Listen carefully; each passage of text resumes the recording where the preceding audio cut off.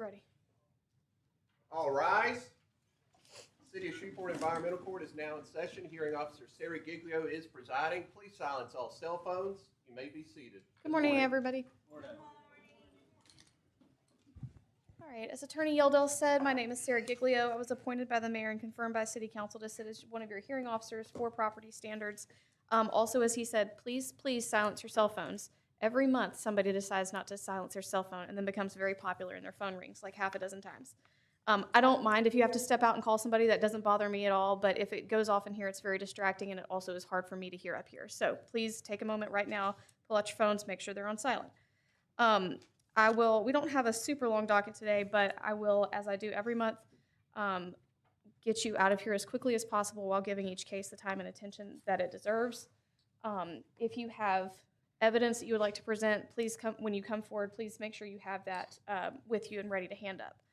All right, and with that said, we will go ahead and start on our docket with number 20-2510386 PSD at 480 Atlantic Avenue.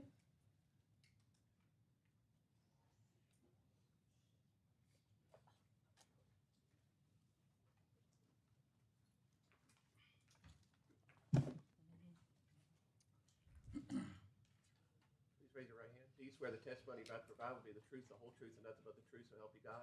I do. All right, good morning. All right. Good morning. My name is Jeffrey DeBro, Inspector in District E. The case number is 2510386 PSD, 480 Atlantic Avenue. This is ongoing case. We had to come back to see did he get a eviction letter? Right. He said he did. But she broke the list. So so he can start working on it. I'm gonna give him let him speak how much time he need. All right. Yes, Good morning. Good Just morning. Give me your name again, just so I have it for the record. Tiffany Wright. Okay. Yes, and we had the tenant in the house, and that's why we weren't able, but we were able to get the lease terminated. Okay. Great. So we have a crew lined up to come in 2 weeks to start getting all the contents out and start gutting it. Awesome. Okay. Perfect. So I know that you've already appeared once, but I gave additional time because y'all needed time for the eviction. It was yeah. a situation where there was hoarding, for lack of a better word. But y'all needed to be able to get the tenant out. Yes. And there were unique issues with that. So what let's do is, today is June. We'll set you back in August. Okay. That'll give you some time to Sure. kind of see how far you get. And I don't want to make y'all come back every single month since Okay. y'all are making progress. Thank you. So we will set you back on August 13th. Okay. And just come back and show us the progress that's being made. Okay. Thank you Okay. so much. You're welcome. Have a good day.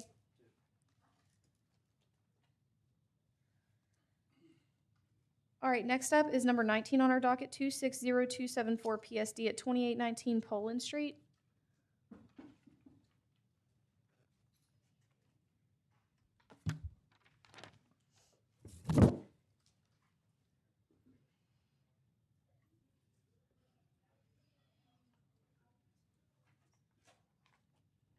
Please raise your right hand. Do you swear the testimony you're about to provide will be the truth, the whole truth, and nothing but the truth, so help you God? I do. All right, we'll start with property standards. Yes, ma'am. Inspector Ray for case number 260274 PSD. Structure is in a state of disrepair and deterioration due to being burned, and no repairs has been conducted on the structure at this time. Okay. And this So- is a demo. Okay. Yes, ma'am. It's a demo. All right. Anything else for now? No, ma'am. Okay. Mr. Hill, give us an update. First of all, tell me who you represent and give us an update. Yes, Your Honor. Yes, Weber Hill, 8570 Business Park Drive, Suite 100, Shreveport, Louisiana, 71105. I represent the owner of the home, Christy Jones, in this matter, Your Honor. There was a fire June 2nd of last year. We're currently, Allstate is the insurance company for the homeowners. They are doing an investigations. We currently have completed some depositions of Miss Christy Jones, the homeowner, and her husband, Mr. Lawrence Hill. Those actually were conducted on June 9th and June 10th of yesterday. Okay. I do have a letter from the investigating law firm, Mr. Shannon Hardy, with regards to where he's at in his investigation with payment from Allstate. So I'd like to Okay. present that as an Absolutely. exhibit. If you'll just hand it to her, Oh. and she'll bring it to me.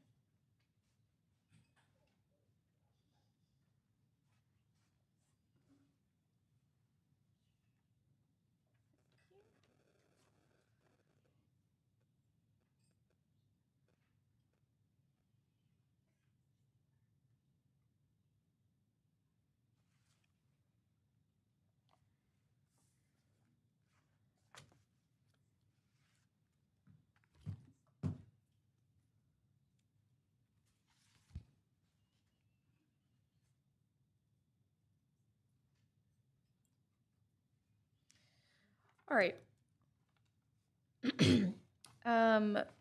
Can I keep this copy, Mr. Yeah, Okay. yes, yeah, absolutely.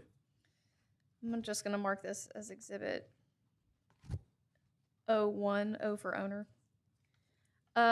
Okay, so I'm reviewing correspondence from the investigating law firm that shows that, just like Mr. Hill said, that they're conducting an investigation. I assume that they're trying to determine if there's some type of fraud in the fire. That is correct. Okay.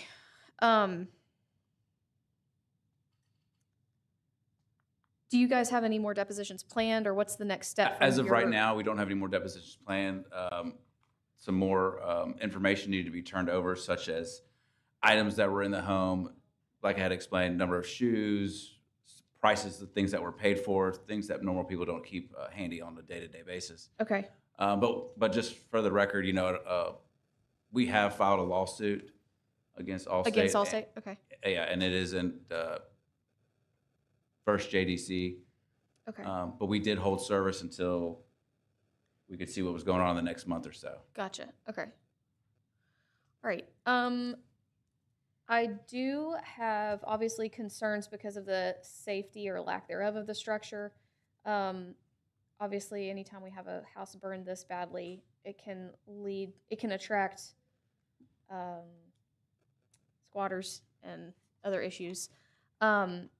So I do have a concern there. I will note, however, that this is the first appearance in environmental court, and that y'all are in the middle of litigation on a couple of levels over it. So, and the investigator believes that this investigation will be complete within what he says is the next few months.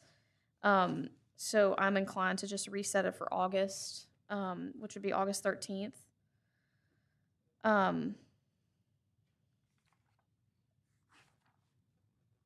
If you can come with sort of the direction it's headed by then. I know it's not in your hands, but if there is no further movement, either in the first JDC or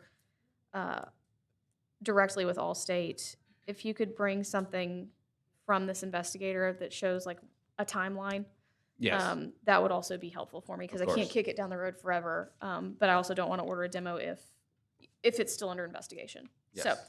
we'll bring you back August 13th. Fantastic. Thank you. All right. You're welcome. Y'all have a great day. Have a good day, Mr. Hill. All right. The next matter I'm going to call up is off the docket. It is 2416 Laurel. We added this on to today's docket. Good morning, Officer Giglio, Good morning. and good morning, Council. Thank you again for adding us to the docket. Your Honor, I am Tanton Melville, and I'm appearing on behalf of Miss Marilyn Jones, who is present with us today, and her son, Jordan Turner, who is the property owner. He is in Colorado and could not be with us today, but I'm appearing on his behalf. Your Honor, this court has taken steps in the past few months to move forward with the demolition. It's my understanding February 23rd, there was an order of demolition. We have concerns about service related to that, whether that notice was properly served, and that is something that we're addressing in the first JDC. Ms. Jones attempted to file on her, or she did file on her own behalf, and attempted to file on behalf of her son, and for for an appeal of this court's decision, Judge O'Callahan denied that request for a couple of reasons, and that I have filed a motion for new trial on that decision, and that contradictory hearing is set for July 6th, and I've asked for service on the environmental court for procedural purpose, but also to provide evidence in what they have with regard to service matters. I do have affidavits that I attached to the motion for new trial, which were sworn and signed by Marilyn Jones, who again is here with me, also Caleb Douglas, who's her son, who lives in the house where she lives, and where apparently the address that the environmental court was using, as opposed to the record owner's address, which is in Colorado. I also have an affidavit of Jordan Turner. I'd like to offer those as an exhibit. I'd like to offer my motion for new trial just because it includes those affidavits in our arguments with regards to what we're doing in the Caddo District Court. I don't have a signed order. It hasn't been presented yet, but July 6th is the court hearing that Okay. we And agreed yes, to. yeah. I'd like to offer that as Exhibit A.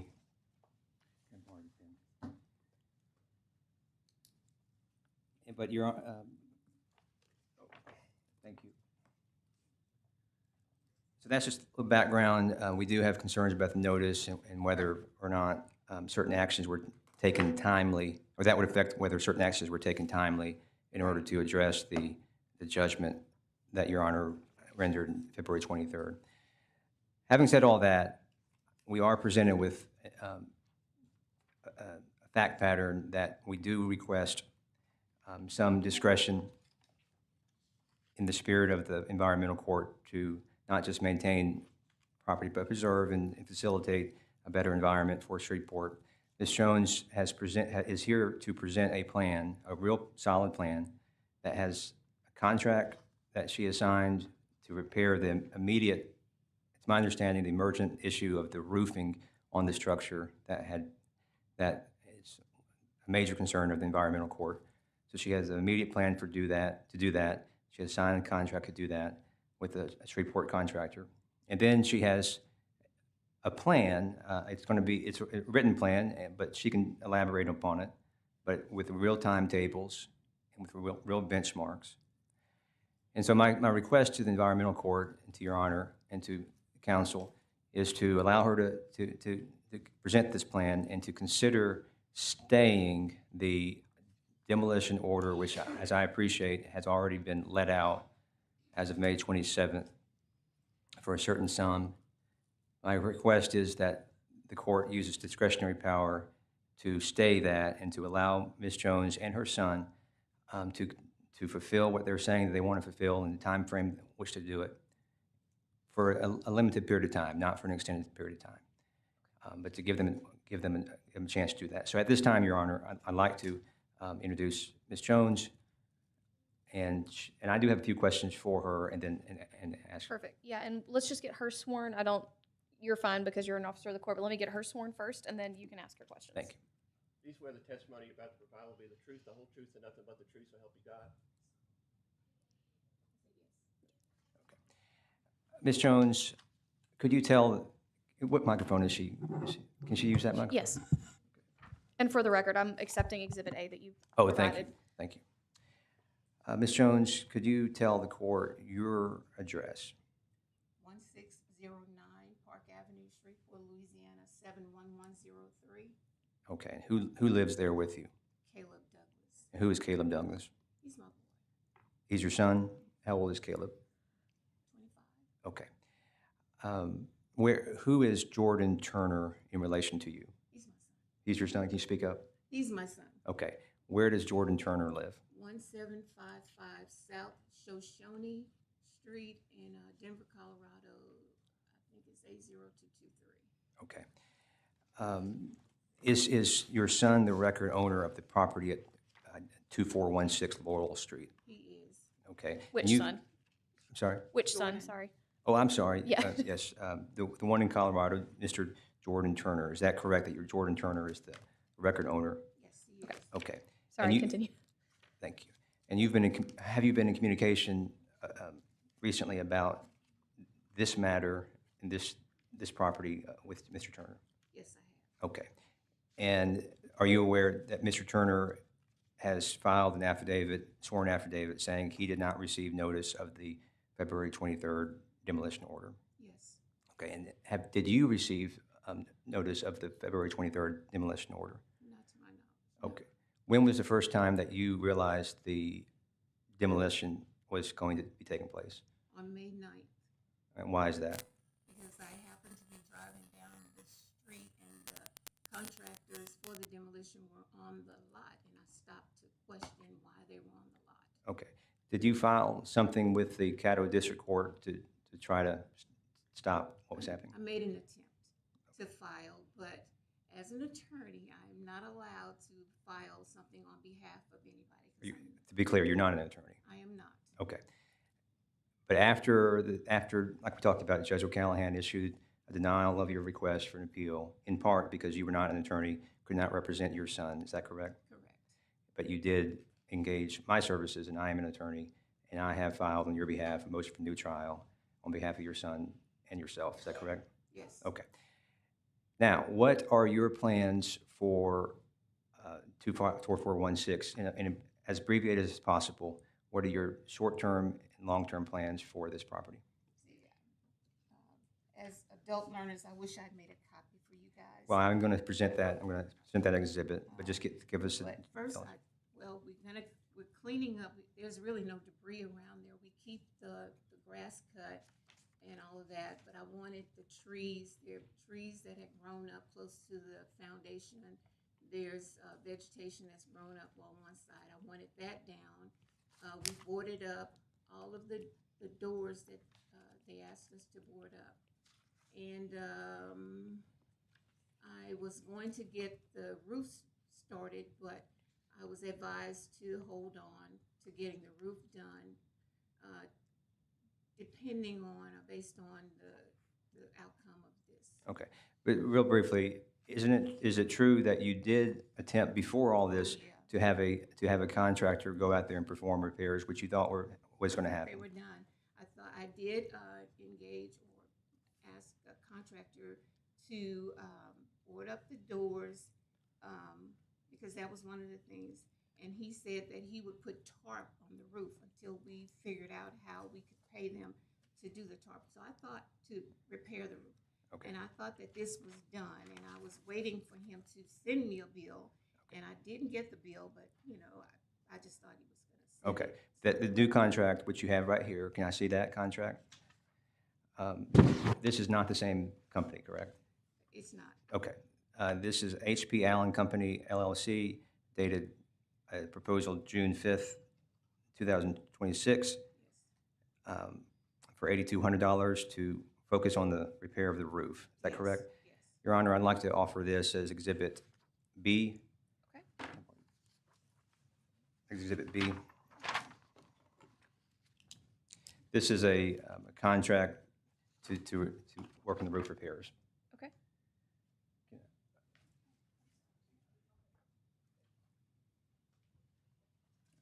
Now, just briefly, you have a plan right there. That includes, is it true, that includes the roofing repair, but also a time frame for other repairs that need to be Yes. made. And what is your overall end goal for this building? My end goal is I'd like to see it be a daycare center. I think that that's that's needed for the area. There's a J.S. Clark that's right down the street on Hearn. There's a AMI that's down on Lakeshore, which places it in good proximity for a parent who would have to drop off a kid here, and then at that daycare. The levels on it, it has the potential for 3 levels. In the back of the building, there's an area that could be modified for a play area, secure play area for the kids, as well as on that top level. The way the driveway is situated is ideal for a curved drive for them to drop off the kids. It's just a huge building. And I just thought, when I became a nurse, one of the reasons why I became a nurse was to take care of sick kids. I wanted to do a daycare, to be transparent, though. I didn't want to be a nurse. I was trying to do a daycare, but in order to do a daycare that takes care of sick kids, I had to have a nurse on board, and I couldn't pay a nurse, so then I became a nurse. Okay. So your goal is, that would be a goal to do for daycare. And Your Honor, I'd like to present as Exhibit C, an action plan.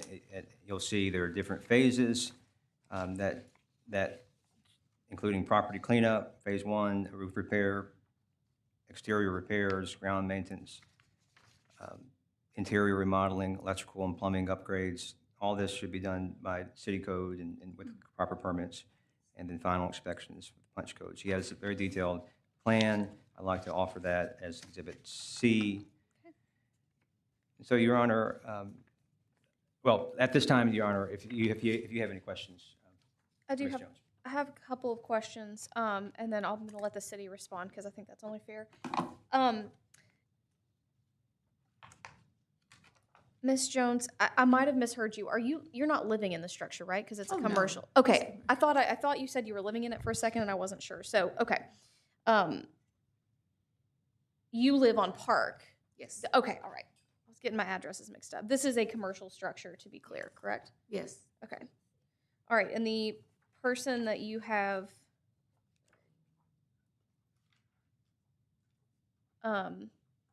contracted with for the roof is this HP Allen company? Yes.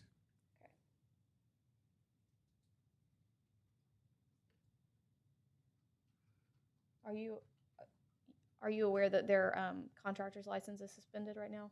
Oh. No, I wasn't aware of that. Okay. All right. Okay, just to give you a heads up, you may want to look into that. Mm-hmm. Okay. Mr. Yeldell, Attorney Yeldell, do you have anything that you would like to, any arguments you would like to make while you were making those? I'm also going to review what you've presented as Exhibit C. Yes, Your Honor. There, that's a B. Your Honor, just for the record, Tanner Yeldell, Assistant City Attorney for the City of Shreveport.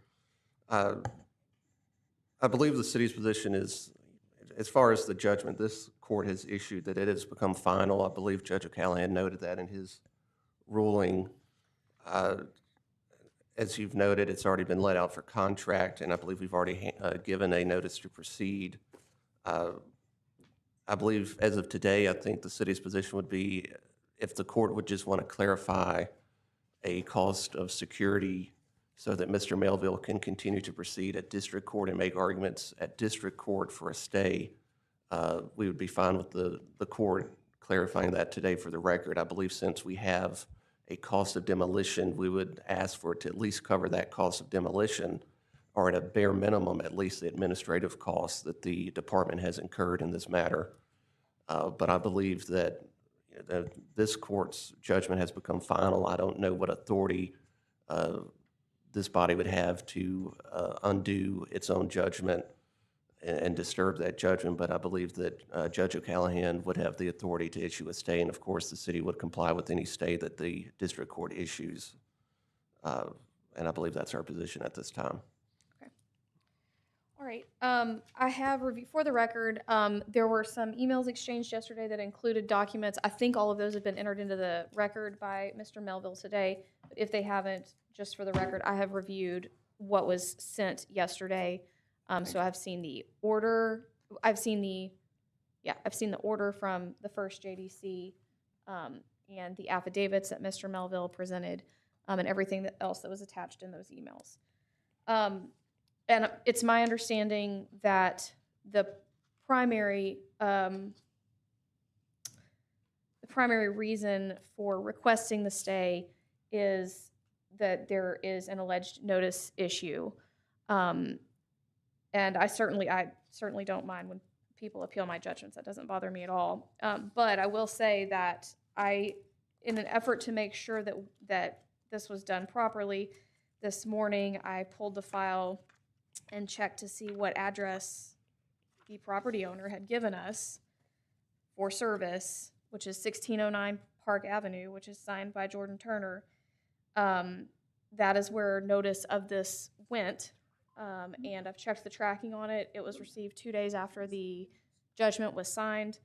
And so, Your Honor, can I ask a question? Yeah, Did go you- ahead. Who did you say signed the request for address?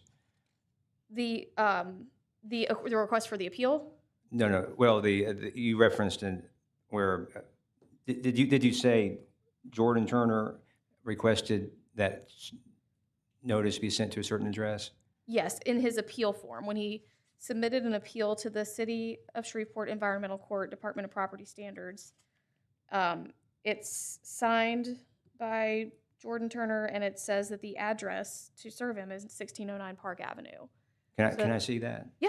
Oh, I'll just need it back. thank you. And I'm sorry to interrupt. No, that's okay. I want to address it.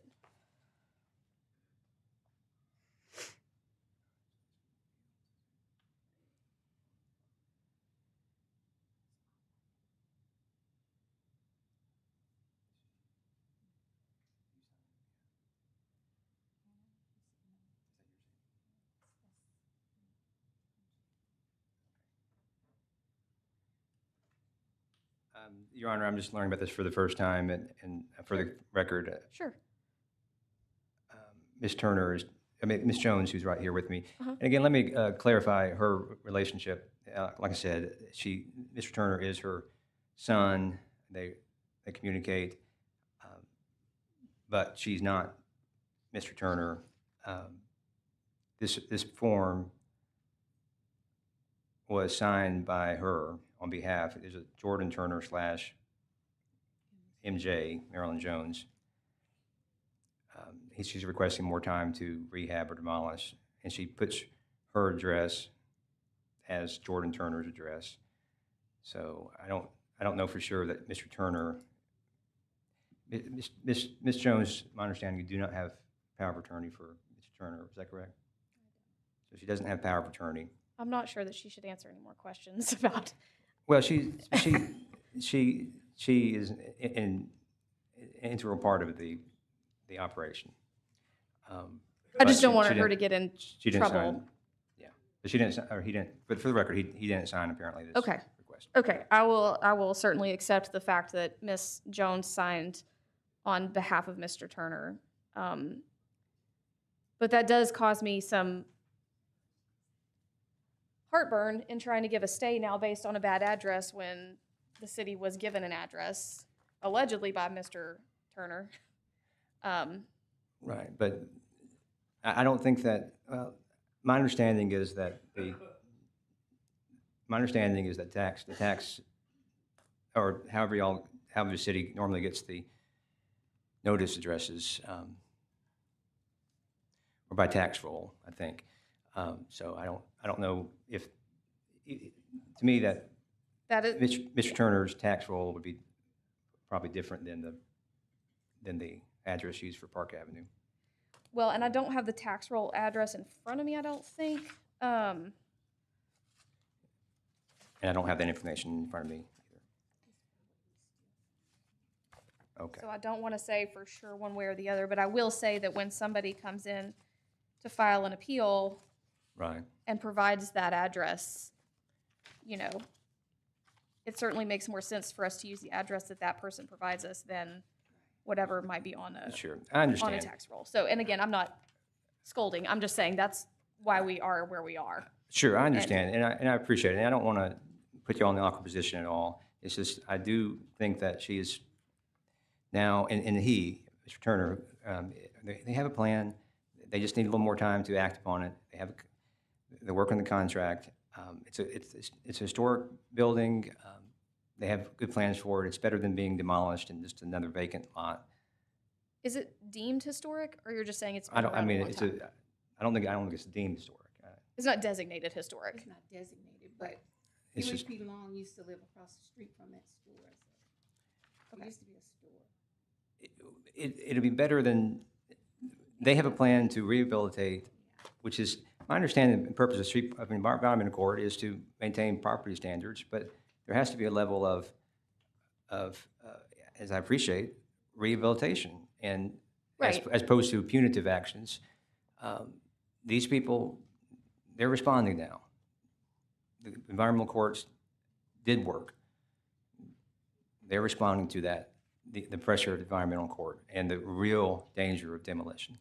And they really want to do right and get back in good graces with the city. Okay. All right, and I am looking at the tax roll address. It looks like for Mr. Turner, still showing 1609 Park Avenue. So y'all can debate that when it further down the line, but I'm just letting you know that's what Sure. I'm showing. Okay. Okay. Anything else from either party? No. Okay. I'm going to note that the original inspection in this matter occurred on September 26th of 2025. And the appeal form was signed and dated in October. Now I've lost the appeal form. One second. I want to make sure I put the date on the record.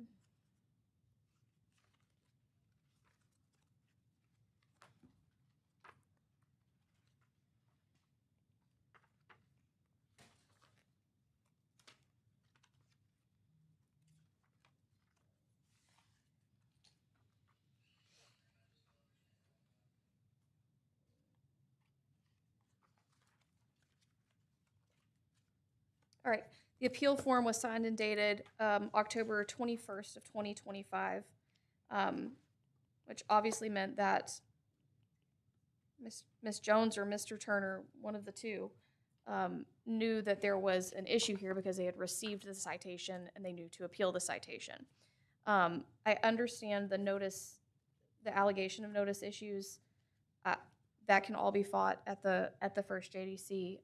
I've expressed my concerns about why I think that it was done properly, but y'all can fight about that there. I'm not going to simply issue a stay. This has been pending, and at least Ms. Jones has known about it since October of last year when she filed the appeal. So coming up with a contract in June of 26 after knowing about this for 8 months is doesn't move me that much. I do understand, however, that if the building is demolished, that is really difficult to undo. So I will grant the request for a security bond. The only way that I know how to come up with that figure is to go by the contract that the city has already gotten with a demolition company. That contract amount is $17,000. I would add the $500 administrative fee. That I know much? $17,000 plus the $500 administrative fee that I know will be incurred. 17,500. So $17,500 would be the amount of the security bond. Okay. I do recognize that that's a relatively high number for a situation like this, but that's the only way. That's the only way I know to come up with a number in this situation, given the facts that I'm looking at. Okay. So I will set a security bond. Will you email can you email me and Mr. Yeldell a form that lays that out so I can sign it, a judgment? Well, I guess it's not a judgment. A form that, okay, a motion to appeal and with the bond amount? I'm trying to make sure the mechanism. Yes, So it thank gets you. put in. Do I need to do?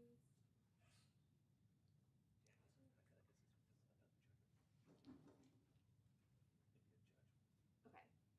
We'll draft it. Okay. I'll draft it. And, Your Honor, point of information, is the bond refundable if they're ultimately successful at? Yes. Okay. Yes, I would. Yes, I will include that in the order. Okay, thank you. And is that? Minus the administrative fee. I think that would still That come makes out. sense. And is that a cash bond or a bonding company? No, that's a cash bond. Cash bond, okay.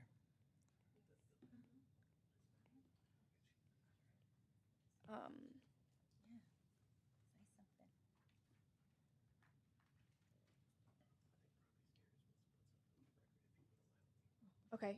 All right.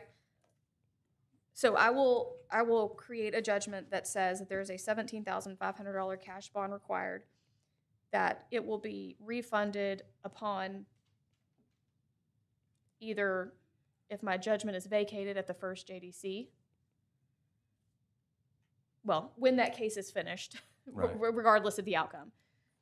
Right. Well, no, because then we would have the demo, or it would be credited towards that demo cost. Does that make sense? Right. So basically you're saying if we ultimately prevail at the JDC, first JDC, you get the money back, except the administration cost. But if they have to go forward, that is applied to that. Okay. Does that make sense? Yes, yes, Your Honor. Okay.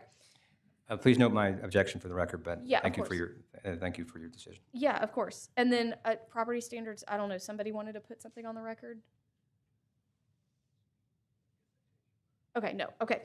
All right, we will get that judgment out, and I'll make sure that we email you a copy of it. Okay, and then I'll try to get the motion to appeal, and I'll attach the, your judgment to it. Okay. And I'll try to get that filed by tomorrow at the latest. Okay. I hope they're not going to go out this afternoon and demolish Yeah. the building. I'll try to get the order drafted quickly. Okay, thank you very much. Okay, Thank thank you, you. counsel. Good to see you, Mr. Melville. You too, thank you.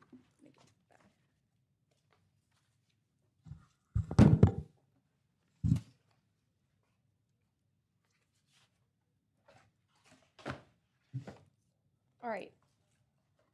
Next on our docket are numbers 8 and 9, 2603121 PSD and 2603439 PSG at 913 Lewis Place and 913 Lewis Place 2.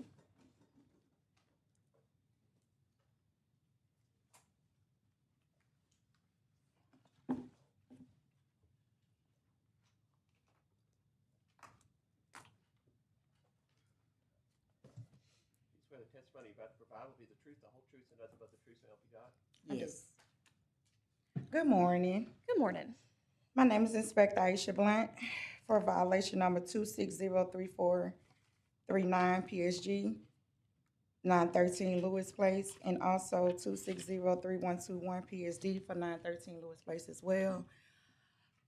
This particular property came across, it was actually in a complaint about the rodents and just the structure itself. I wrote it up, it was first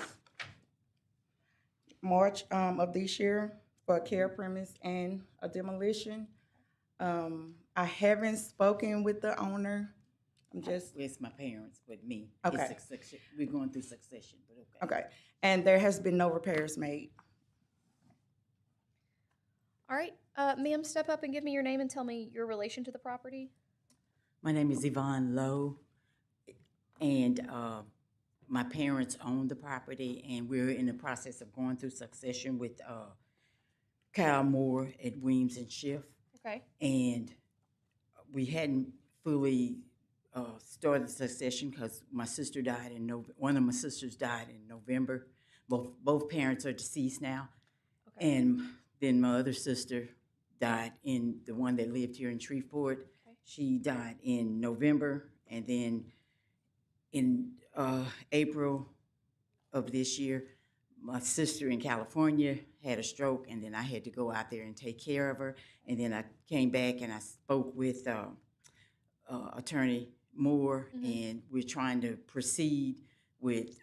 I wanted demolition. I got a quote, but I do have someone that comes and cut the property. But we're gonna try to get all that debris, and I wanted demolition if possible.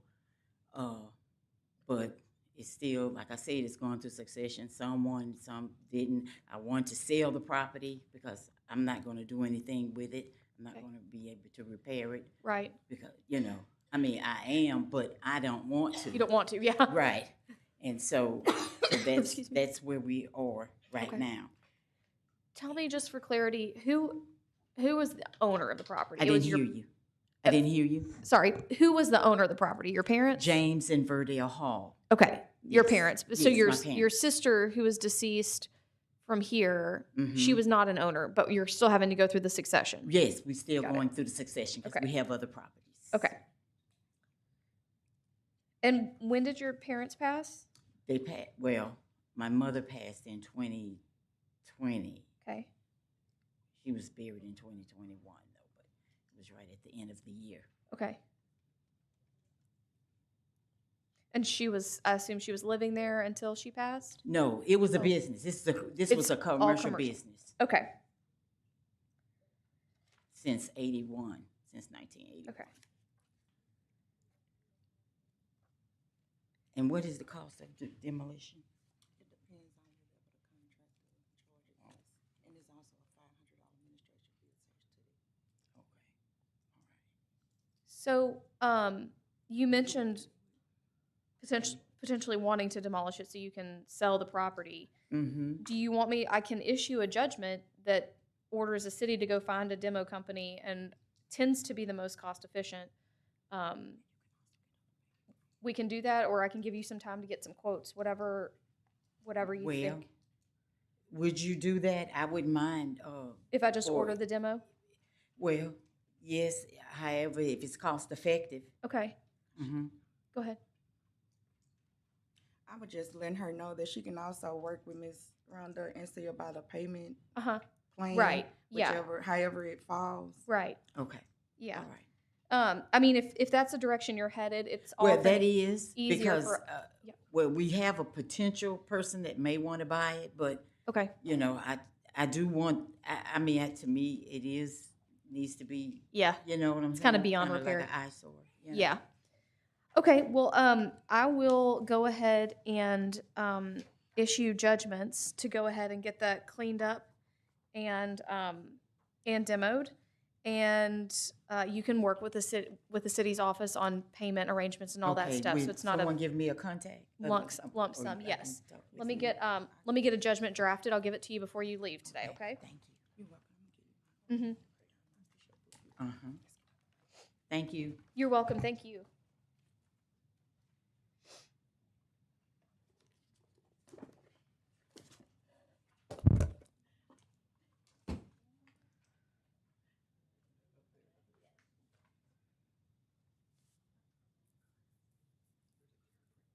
Correct. I'm ordering those.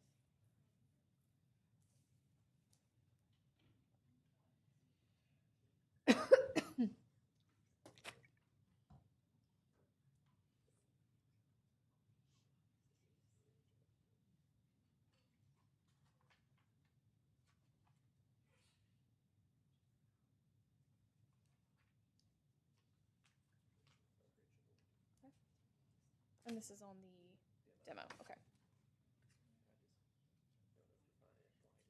Yeah, I'm gonna find both.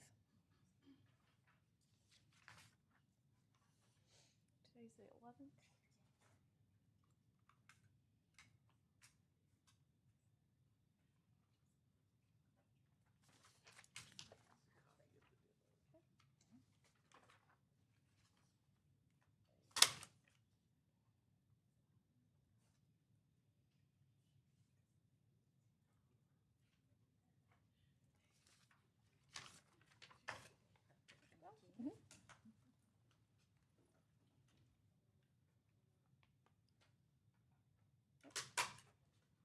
Ma'am, don't leave quite yet. We got to hand you your judgments. Oh, yeah. We got to hand you some paperwork real quick. You're okay.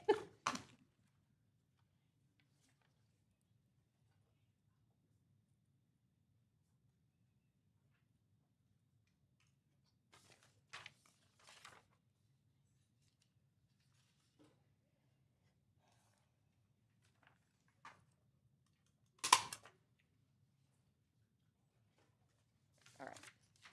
All right. All right. We'll get you your copies and then you can be on your way. All right, the next matter we'll call up is number 14 on our docket, 25011 PSD at 6528 Canal Boulevard.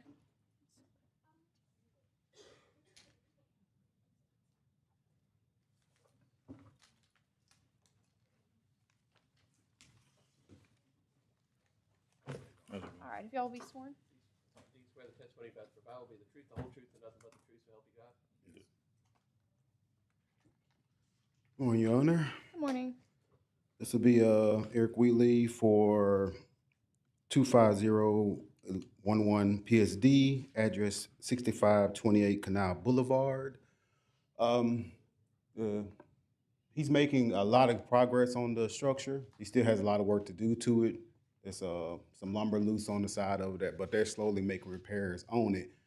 Let me see. The back window has been filled in and everything. Like I said, he's getting it done and stuff. So Okay. I would say try to give him a little bit more time on the property and see where it goes from there. I'm gonna let him speak and see what he had to say about the property itself. Perfect. All right, sir, give me your name. DeMarcus Hall. All right, Mr. Hall, tell me where you're at and what your plan is. I guess if you look at the later pictures, you Right. know, I'm making the quickest progress I can. But yeah, just get the house back up and running. So that's Okay. my plan.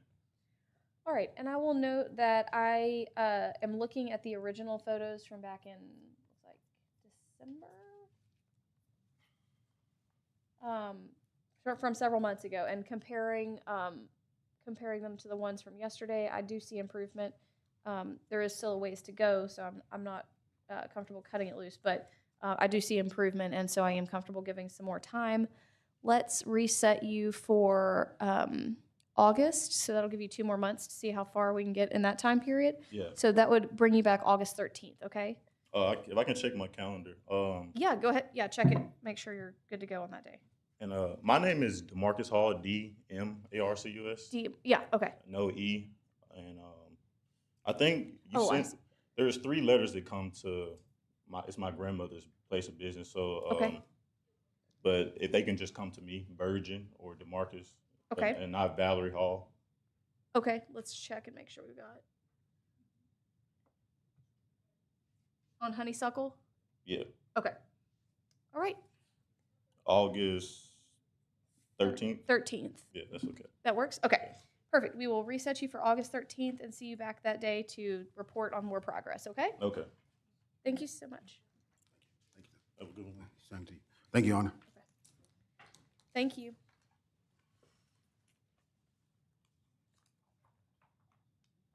All right, next matter on the docket is number 16-2503-124 PSD at 2839 Morningside Drive.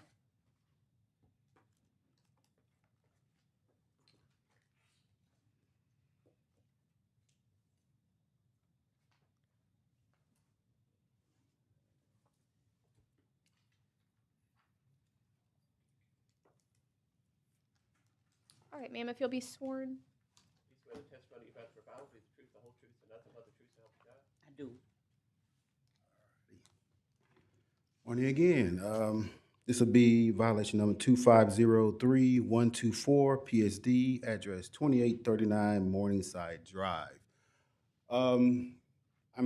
This structure has made a lot of progress on it and stuff from where it came from. She still has a lot of tedious stuff that needs to be done, like the front porch still is missing the top paneling. So as I said before last month, somebody could easily go into the structure from the rooftop area or Right. any kind of moisture and stuff like that.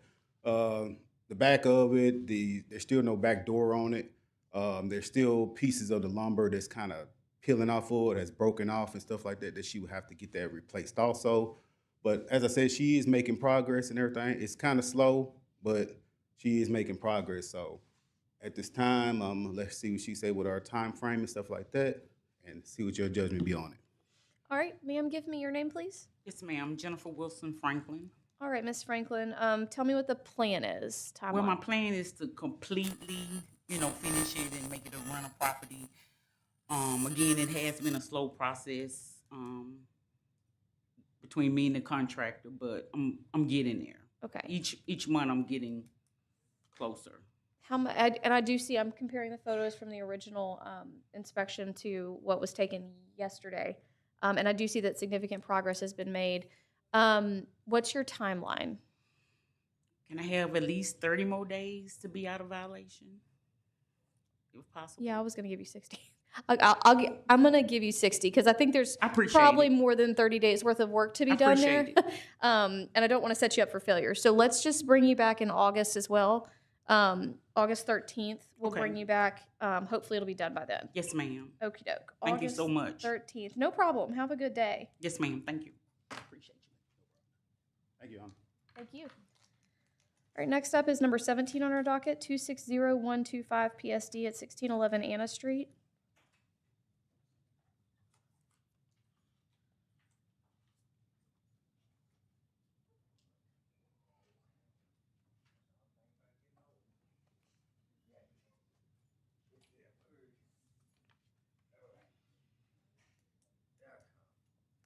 Take your time.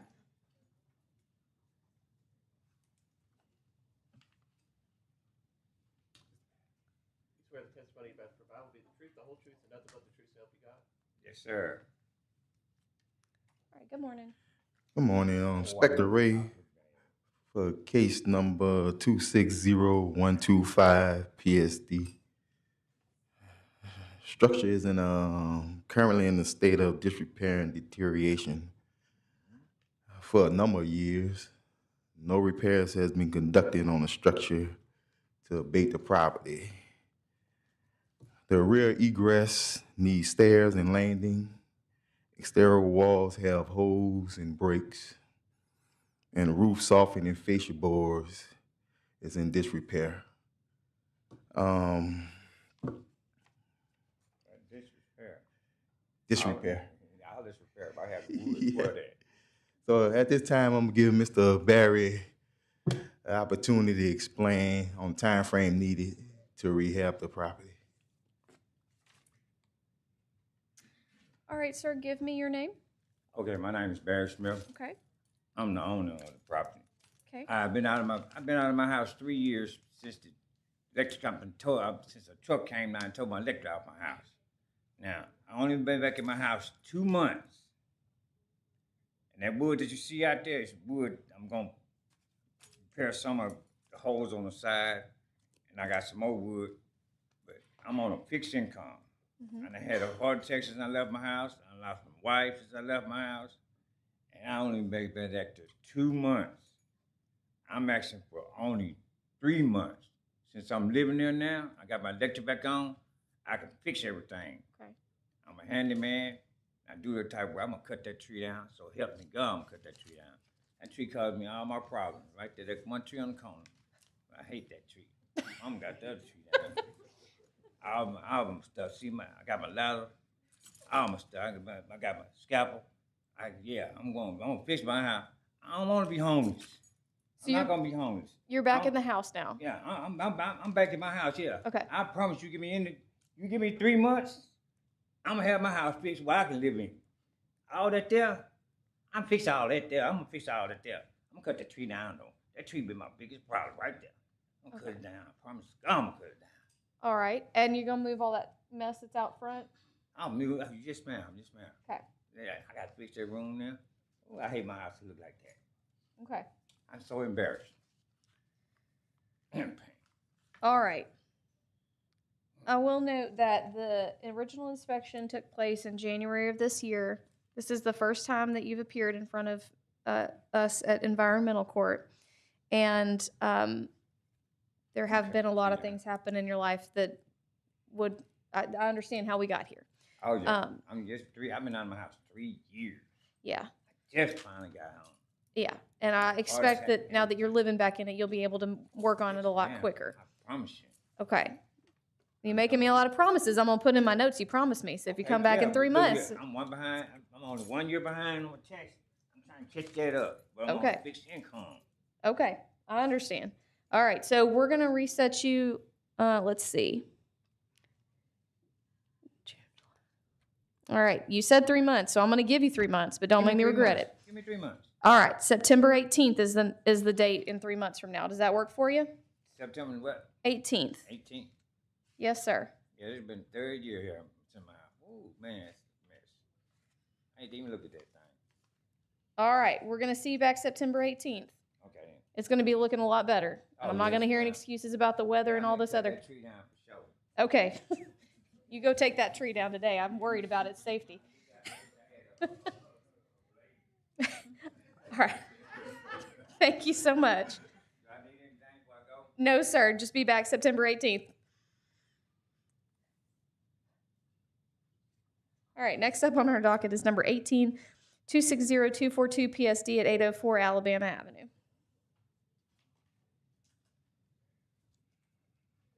Ah, yes.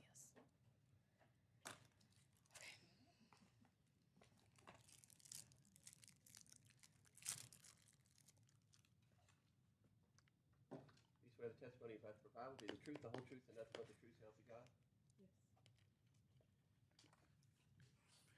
Good morning again, Your Honors. Inspector Ray for case number 260242 PSD.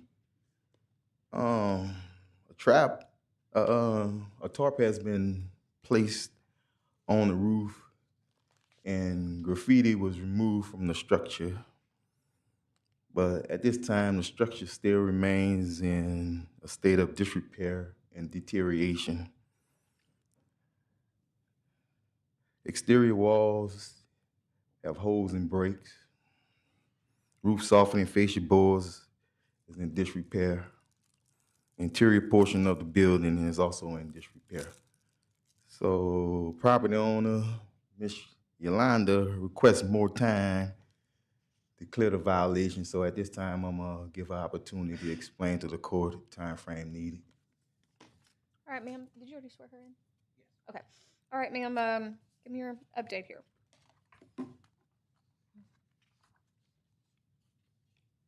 Actually, I'm not the property owner. I'm representing the property owner by power of attorney. The property owner is Geneva Henry. But for your update, I've submitted to property standards a couple of documents that I'm gonna reference today. That one was submitted on June 5th, and the other one was submitted on June 9th. So last time I was here, you graciously granted 30 more days to implement some corrective actions. And since then, a lot of improvements were achieved.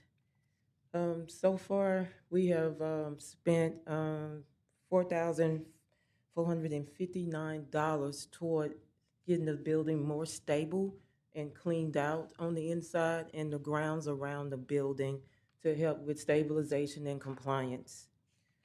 Where we are right now, and if I need to reference more visuals than what's here, I will reference those documents if you'd like. But where we are, just based on what Mr. Ray is showing with his documentation, I've met with contractors and got professional input. And originally, I was thinking it would just be a limited roof repair, but they are highly recommending a complete roof replacement.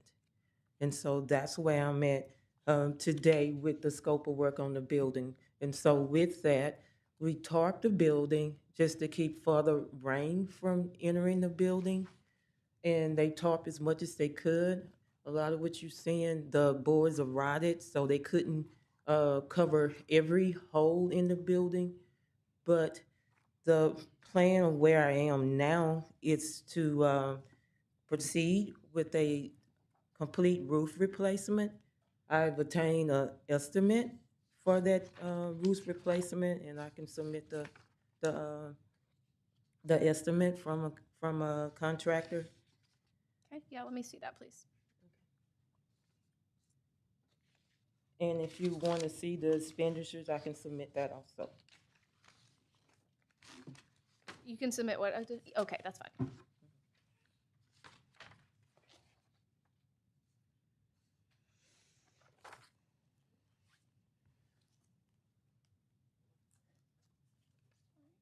So as you can clearly see, the roof is a major concern, and the roof and the facet and the soffits are tied to the roofing system for this particular building. And so that's where I'm at with getting that repaired and moving forward with future development plans for the building. The building is actually zoned residential. It's a R1-5, even though it's primarily was operated as a storefront. But when I checked the zoning on it, because I was looking at could the building be repurposed and used for, it's a residential building, so I'm leaning more toward turning it into more of a single family residential use at this point. So therefore, I am requesting 90 days to complete this process, and they'll allow time for coordination, getting the permits submitted, scheduling, and any associated inspections.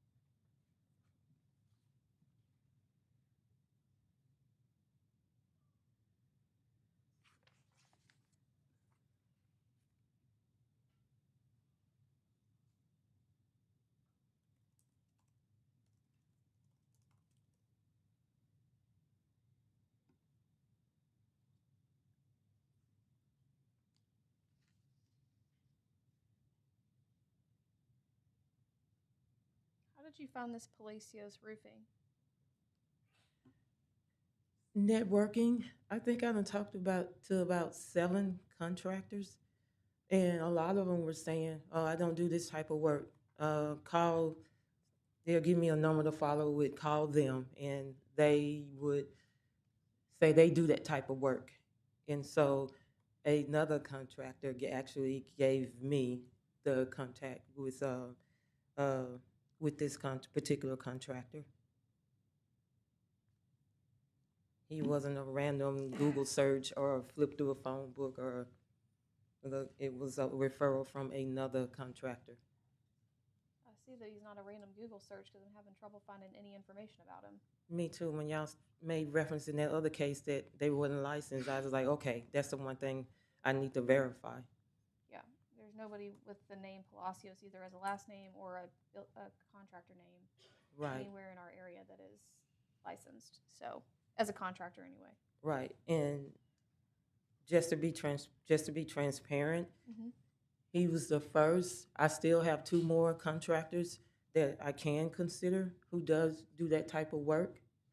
He is not on the contract right now. I needed I needed to come back before you, and I'm implementing I'm working toward the plan. And the amount of investment that I would have to put into this into this rehab, I didn't want to just haphazardly sign a contract just because I have an upcoming court date. I wanted to see if I could get the additional time to make sure everything was in order. Because I was sitting here doing the same, when I know audience, I was sitting here doing the same thing y'all did. That was the one thing I'm oversight on my part. I normally don't let things slip like that, but on this, because I've been moving at such a fast pace, I did slip. And the other contractor I have been talking to, they have not given me anything written. It's been verbal. Okay. And I asked for it written, and I sent communications to them on Monday trying to get some more information, and I still hadn't received that information. But both of them are consistent with the complete roof, doing the whole complete roof on the building. They both say the building is structurally sound. It's just the roofing. I know the picture might not look like that, but it was. And I learned some more history about it when it was constructed back in I think it's 1924, 1929.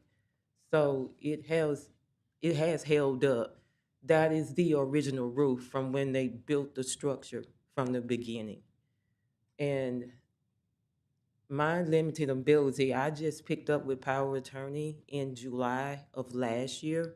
So I had no control of what was done prior to this because Sure, but that's been a year. huh? Sure, but that's been a year now.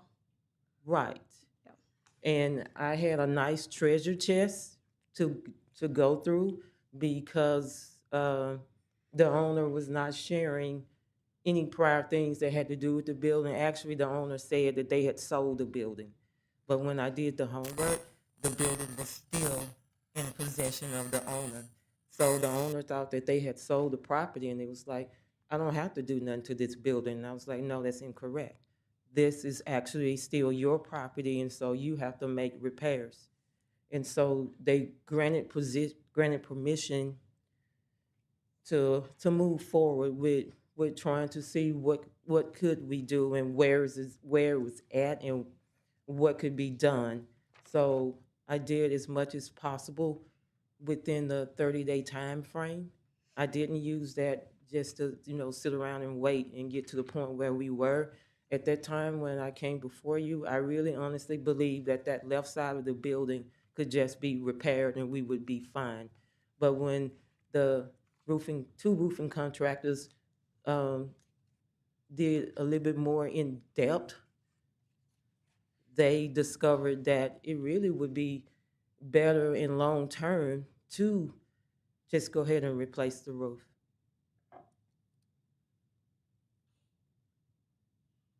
Okay, anything else from property standards? No, ma'am.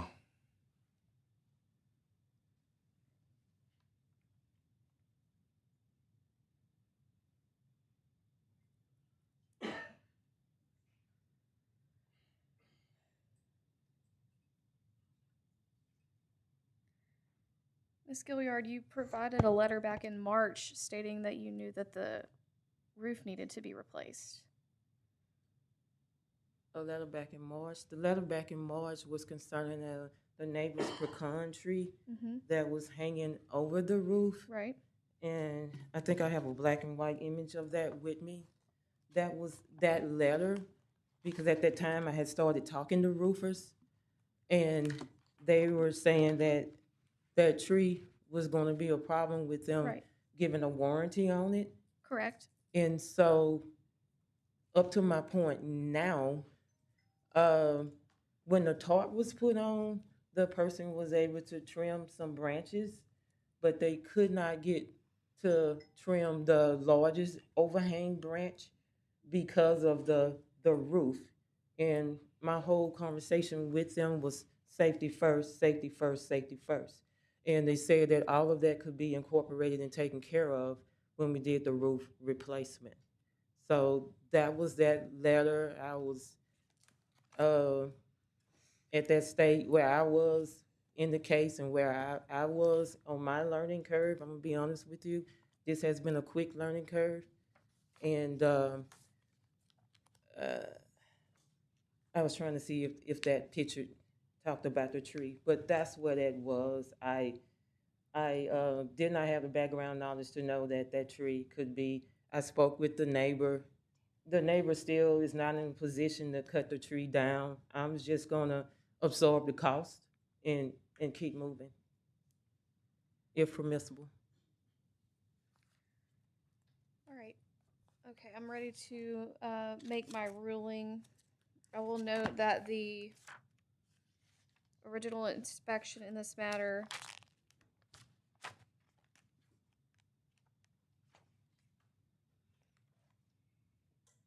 occurred in February of this year, at which time Ms. Gilliard did have.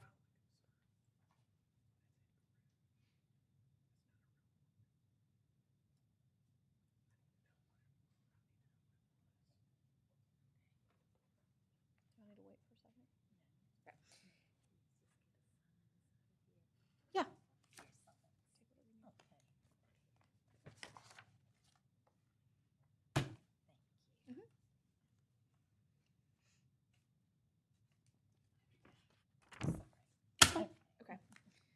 All right, I will note that the original inspection of this matter happened back in February of this year, at which time Ms. Gilliard had power of attorney to handle matters for this property. Additionally, I will note that Ms. Gilliard has provided an estimate for roof remodeling. However, I cannot find any evidence that that roofing company exists anywhere near here. Certainly not listed as a licensed contractor. Putting a tarp on this roof is not an acceptable fix. I'm not convinced that there is a viable plan in place for this property, so I am going to go ahead and sign a demolition order. I will get that to you before you leave for the day, so if you'll just hang out for a second, I'll get that signed. Instructions for an appeal are included in the judgment. Okay, I will appeal.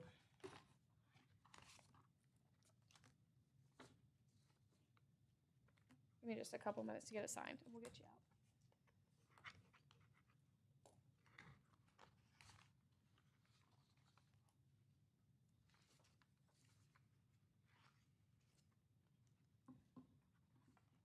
And the appeal will be effective until 30 days from today? I'm sorry? Will it be 30 days from today to For the appeal, yes. And that's in writing also in the judgment I'll give you. No problem. Yes. And abandoned.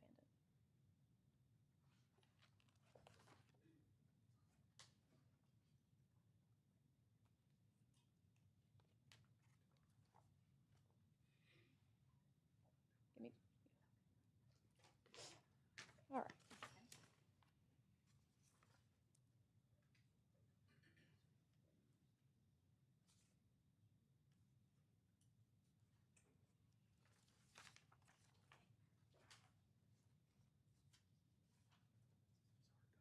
Okay.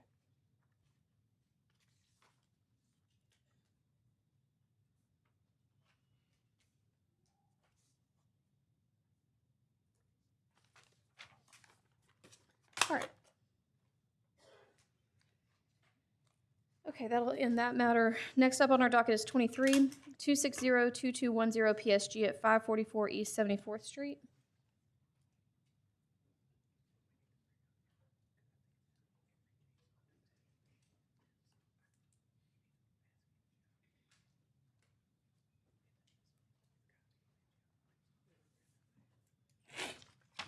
Is there a property owner here for? Oh, she left.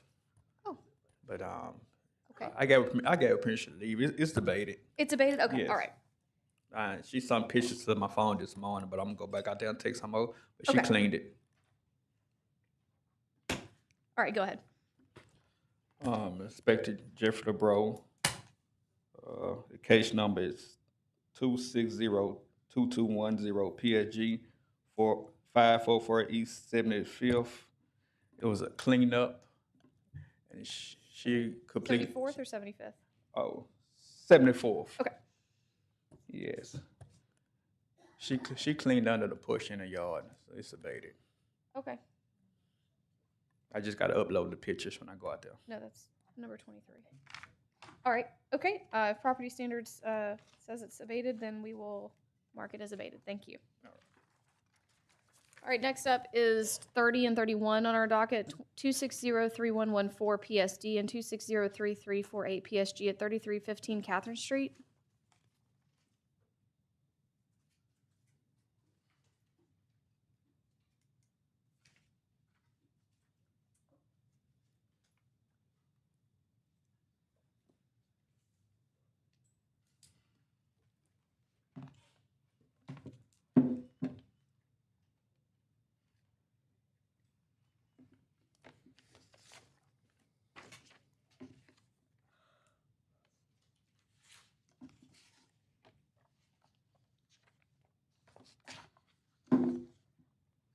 All right, let me get everybody sworn.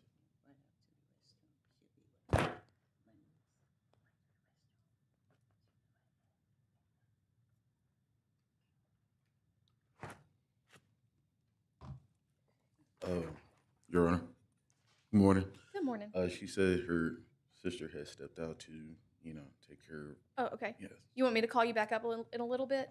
Okay, that's fine.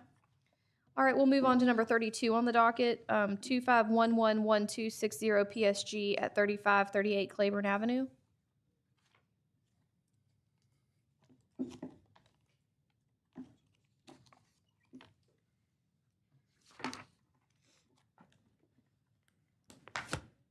Is there a property owner here for 3538 Claiborne Avenue? Do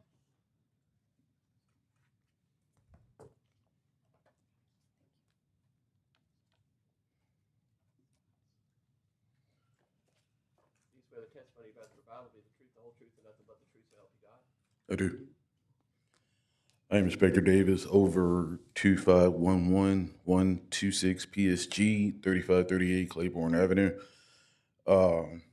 I started this violation on 11/25, did a reinspection on 12/26, third inspection March 2026, fourth inspection 5th of 2026, and as of now, recent inspection done on June 2026.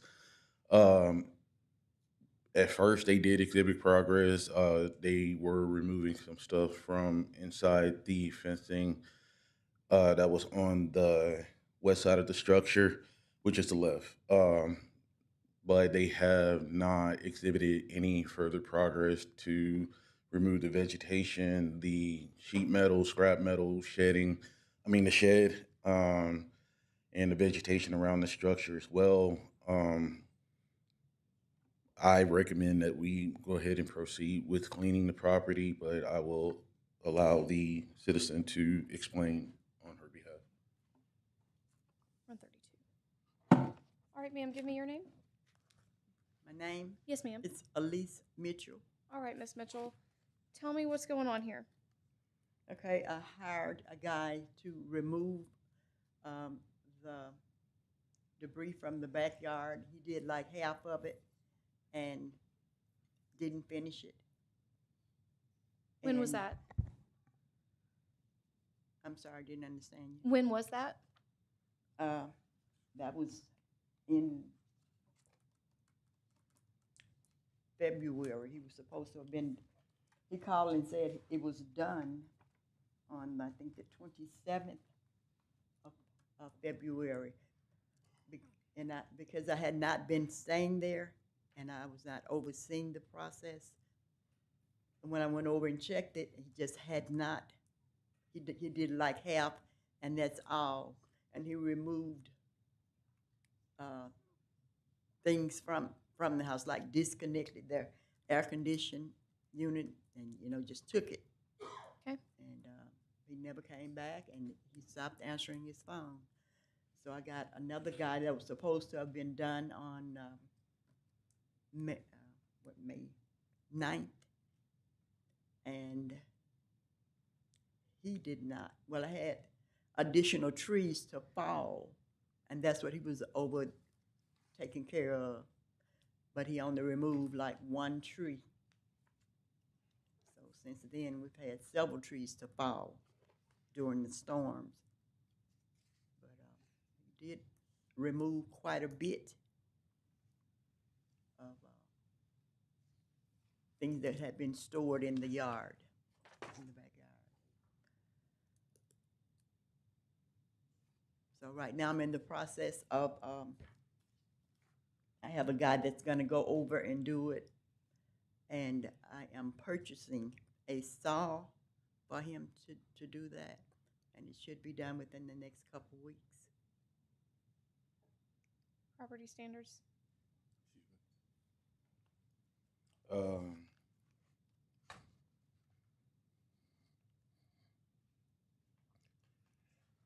I'll go ahead Do you and have a recommend 30 days. July, I would say, would be yes.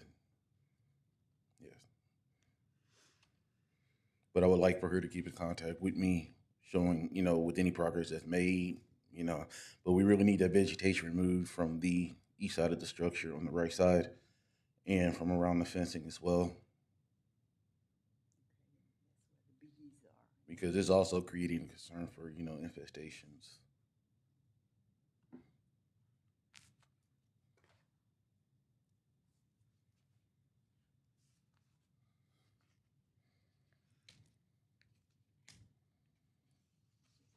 tree removed from the front that they recently. All right. Having heard the evidence and testimony in this case, having reviewed the history of what's been going on in this case, and noting that this is the third appearance before the environmental court, I'm actually going to go ahead and sign the judgment to just get it cleaned up. I'm not. We seem to be not having a good luck with the people that you're trying to contract with, so I'm just going to go ahead and have the city handle it. So I will enter a judgment. If you'll just hang out for a few minutes, I will give you a copy of that judgment, and we'll get this handled.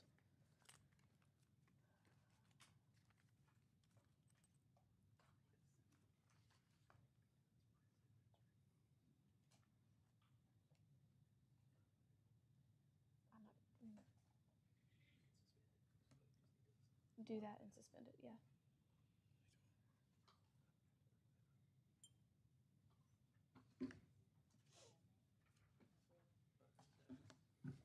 All right.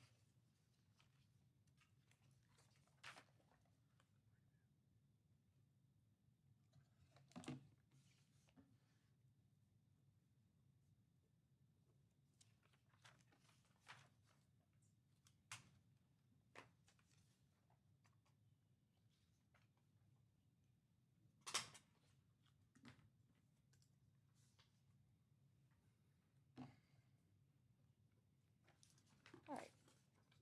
Okay. All right, that was number, excuse me, that was number 33 on our 32 on our docket, I'm sorry.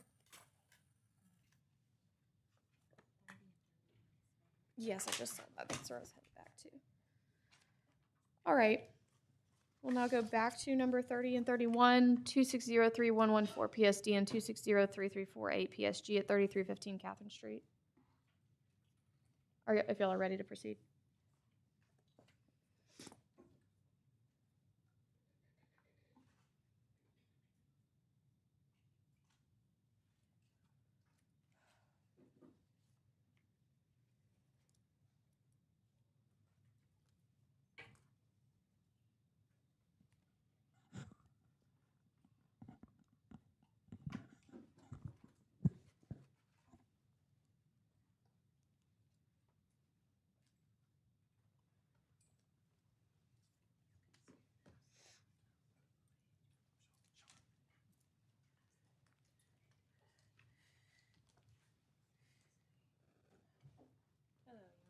Good morning.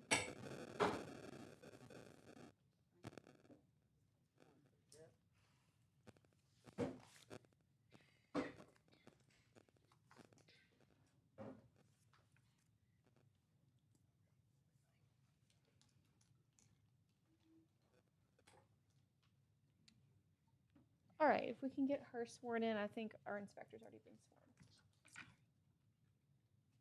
Please raise your right hand. You swear the testimony you're about to provide will be the truth, the whole truth, and nothing but the truth, so help you God? Yes. All right. All right, let me get an update from Property Standards first, and then I'll get an update from you. Okay, we're gonna address the care premise first. Okay.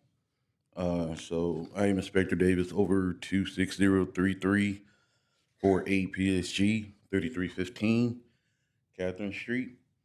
I started the violation on March 10, 2026. An appeal was filed April 6, 2026. And after going back out on 6/10, 2026, it doesn't appear any progress has been made. There's still gas can, down branches, pile limbs, buckets of standing water, cinder blocks, fencing posts. It's a lot of, scattered debris upon the property, especially to the rear and on the side, car parts, piping, everything.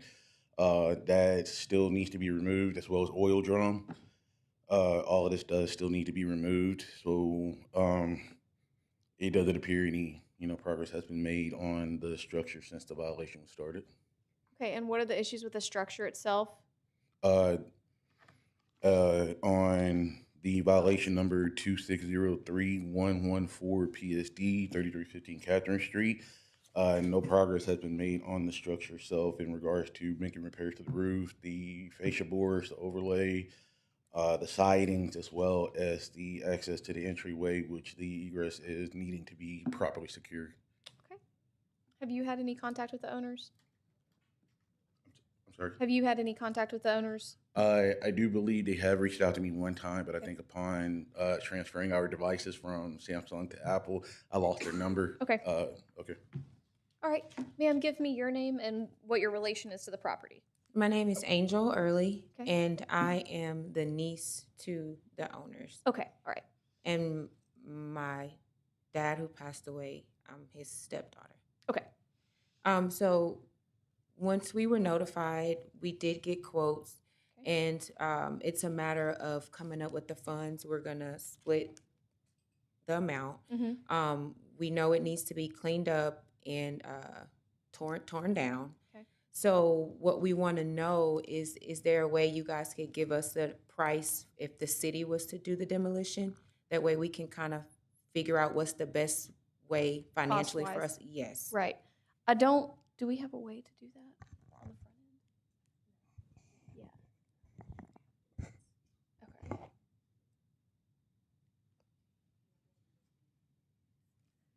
Yeah, okay. I was just trying to see if we have a mechanism to do that for you on the front end.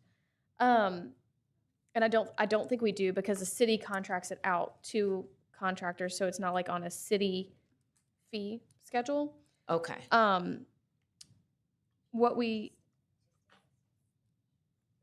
Do you have one?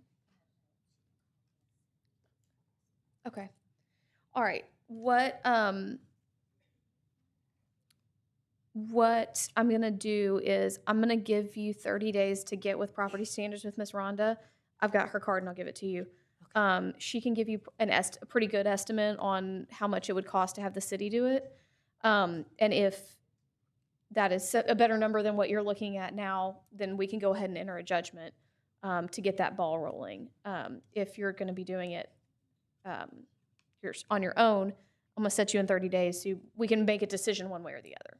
Okay. Does that make sense? Yes. So I'll get with Miss Rhonda. Yes. She'll give me a guesstimate, and then we could decide as a family which route we're going to take, and we'll come back in 30 days to let you guys know. Correct. Okay. And sorry, go ahead. And at that time, is it possible, like, would we be able to get like a payment plan or get more time to come up with the funds? Yes, to take we care could. Yes, if we decide to go the route of entering a judgment and having the city do it, I'll enter that judgment. But when it's going to take some time, first of all, to even get to y'all in the queue, but once it comes time for y'all to pay, you can work out a payment plan with the city. Okay. Okay. Okay. Perfect. So y'all would come back on July 16th. And I will just put in the notes, it won't be me that day, I think it's our other hearing officer, but we'll put in the notes that we're just it's gonna get demoed, we're just deciding whether it's better financially for you to do it or for the city to do it. Okay. Does that make sense? Yes, ma'am. I feel like I made that way more complicated than it needed to No, be. I got you. Okay. All right, so July 16th will be the next date. Here at 9:30? 9, yes. 9, okay.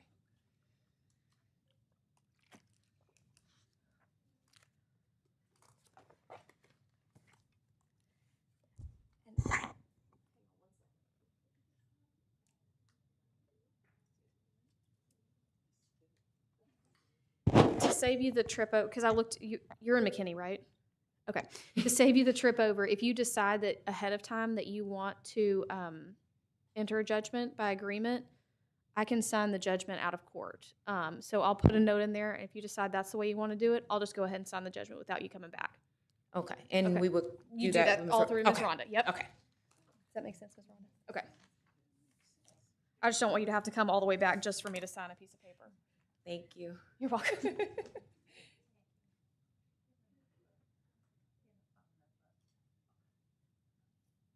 All right, we're all done for y'all. Thank y'all. Okay, the next matter we'll call up is 34 on our docket, 2503253 PSG at 3008 Country Club Drive.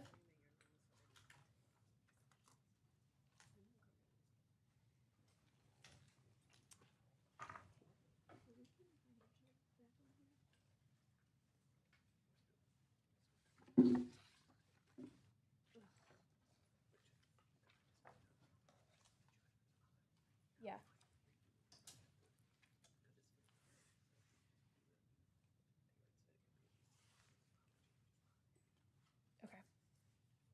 All right, we'll talk about it after. I just wasn't sure if it was supposed to be on today's docket. Okay.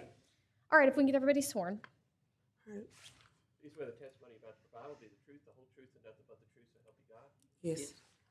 I'm gonna have Inspector Thomas here for 2503253 PSG 3008 Country Club Drive. Today we're here for care premise cleanup. We have currently been in court since since August 14, 2025, and she came back in September, October, February, and March, and now today. So as of right now, we're here. I spoke with the owner like right before court regarding the swimming pool. Swimming pool does not have a gate around it or anything like that. And since it's hot outside, it's a mosquito pond. I did ask the owner what was the plan on getting the property clean and also the pool. But as of today, she has some issues going on, but my main concern is just the pool, and then she can work out the rest. So I will let her speak to see what she's going to do with the pool, and she can explain to you what she has going on. All right, ma'am, if you'll give me your name, please. Gayleen Malvo. Okay. All right, what's going on? Well, they just finished with my house, and all of my for the yard, the lawn, all of my stuff was taken to Natchitoches, but my brother them was gonna bring it back so I can start cleaning the yard. The pool, I'm gonna drain the pool, and I plan to get it filled up because I don't need the pool anymore because no one used it anyway.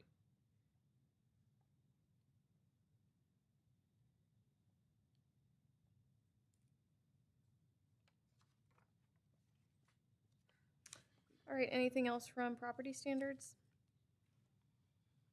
No, ma'am. All right.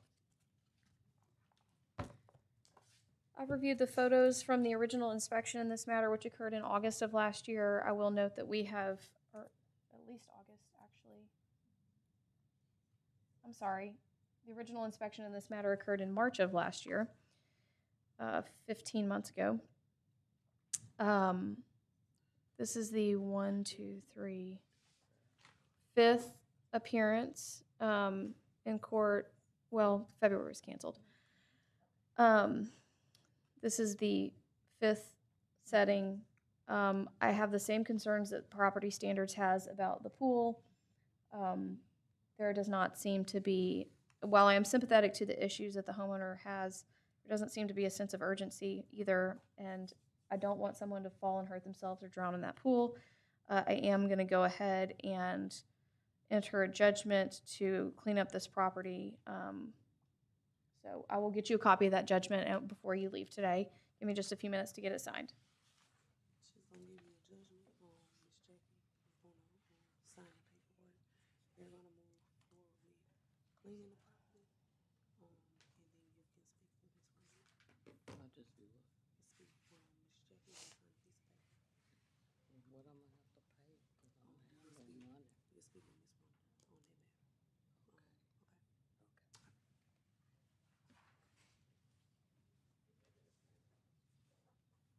Yeah.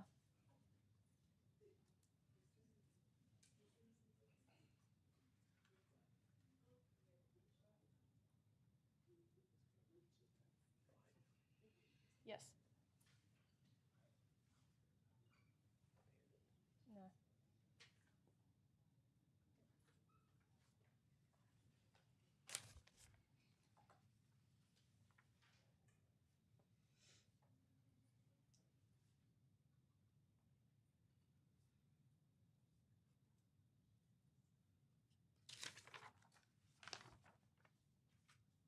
Okay.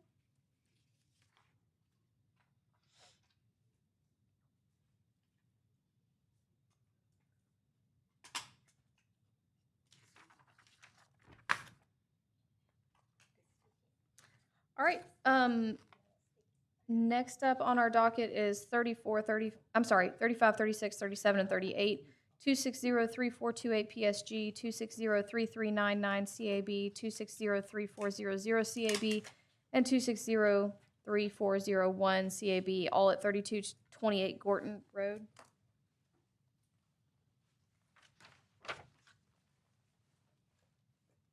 Good morning.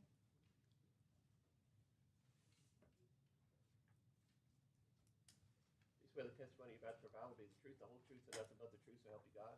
Yes, I do. All right, we'll start with property standards and then I'll come to you. I have Inspector Thomas here for violation 2603428 PSG and violation 2603399 CAB, violation 2603400 CAB, and 2603401 CAB for 3228 Gordon Road. So this violation was originally created by a complaint. I went out, I did an inspection, and I did find 3 inoperable vehicles and a care premise. I did write this violation up on March 19 of 2026. And I would like to add these pictures for the record today. And I did, when I went out to do my second inspection, I did meet with the nice gentleman here that stays there. He's not the owner, his mom Okay. is. And I did explain to him what needed to be done and different things like that, as far as into the cars. I did explain to him that the vehicles, he have to show me that they do run, and I need them to be parked in the driveway and not on the lawn. Right. And I also explained to him all the overgrowth and everything that's in the backyard will have to be removed. So they were asking for more time because of, I think it's something on a letter that he received saying that being that his mom is a senior citizen of the age of 65, that they get more time. But I would like to give him more time to try to work with him a little bit more on getting some of the violations closed. All right, sir, give me your name, please. Chris Dieter. Okay, tell me what your plan is to get this cleaned up and handled. Okay, for the cars, one of the cars is already sold basically, and I'm just waiting for him to come get it. Okay. The other 2 cars do run, they just don't, they won't stay running. Okay. I've got a few issues with that. I've got a Okay. mobile mechanic coming. He's scheduled to come, I think, later next week. Okay. As far as the property, a tree had fell in the house, and the scattered clutter everywhere is basically the remnants of where finances ran dry. Mhm. And so I've been steadily kind of working on it myself with my Okay. limited ability and finances as well. All right. Do you think that if I give you 60 days, this will mostly be cleaned up? I should be able to get it 99% compliance. Okay. All right. Then we're gonna reset this for August 13th. Get, those cars fixed or moved or whatever you got to do, and as much in compliance as you can on the cleanup, and then we'll be good to go. So just come back on August 13th with a progress report. Okay? Thank you for being here.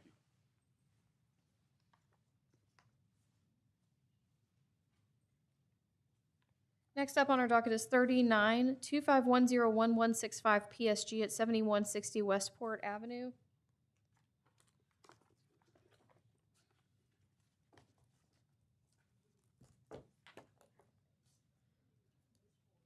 Is there a property owner here on behalf of 7160 Westport Avenue? Oh, okay. Sorry.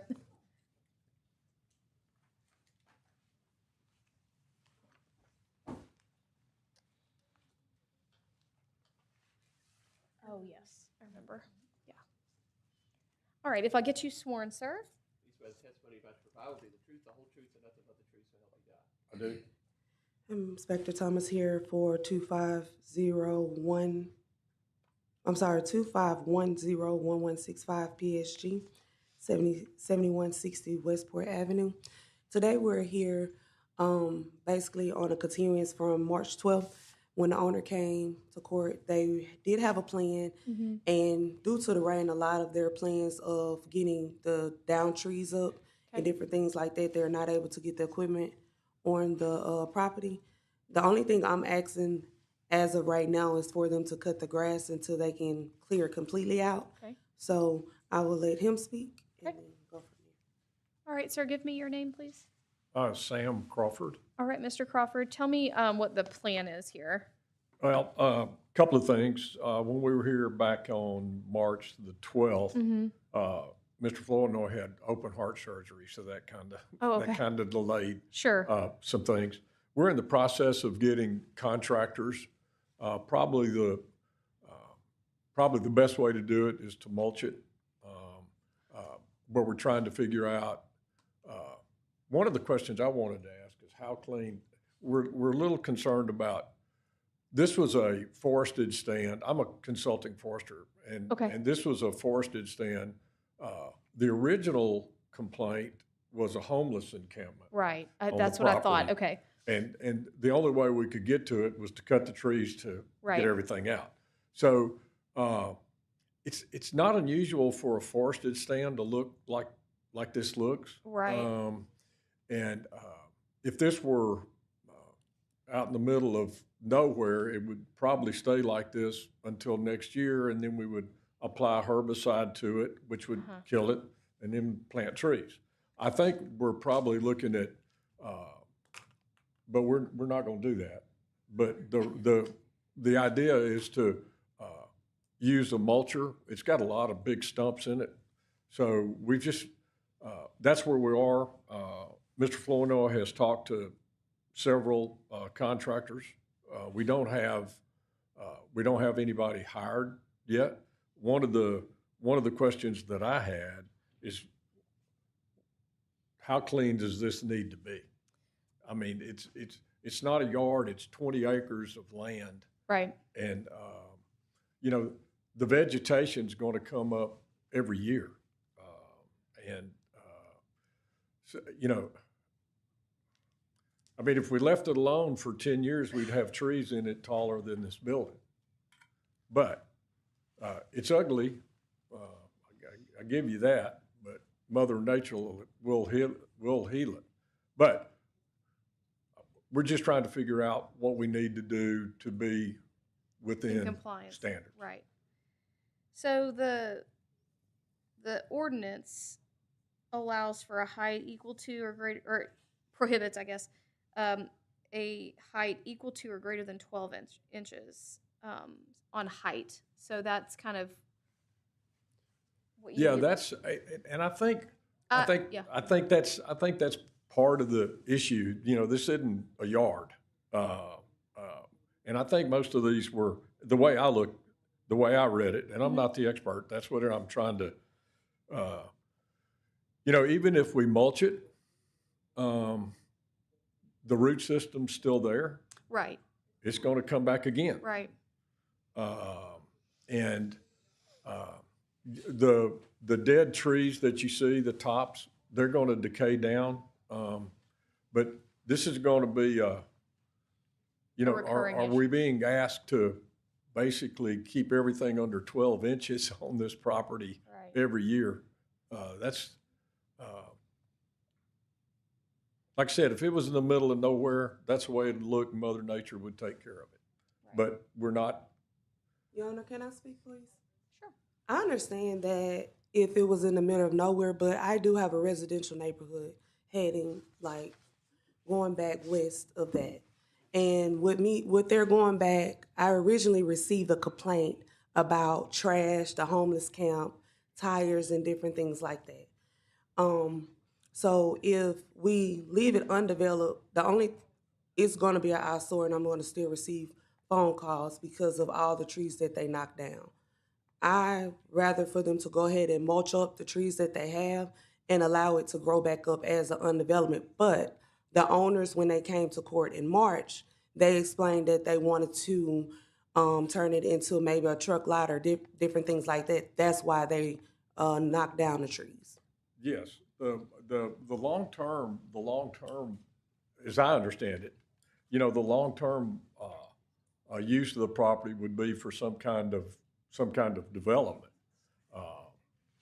But that would require clearing and grubbing and land leveling, and so it's kind of a property in transition. We're kind of, you know, I wrote down, we've got a conundrum here from our standpoint. That's a technical legal term. It is an I use eyesore. that. As the one thing I'd like to say though, there is a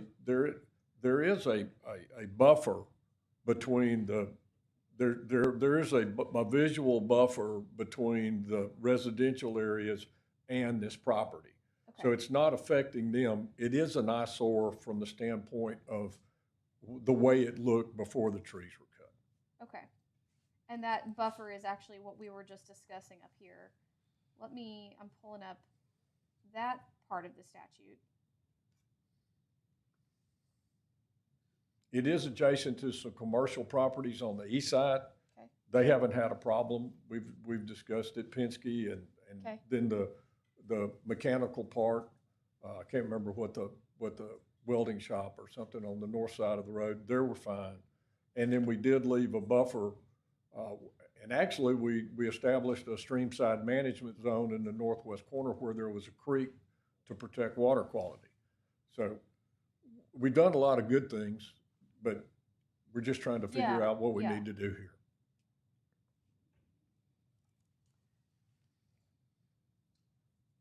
I'm comparing the two codes real quick to make sure that I do this properly.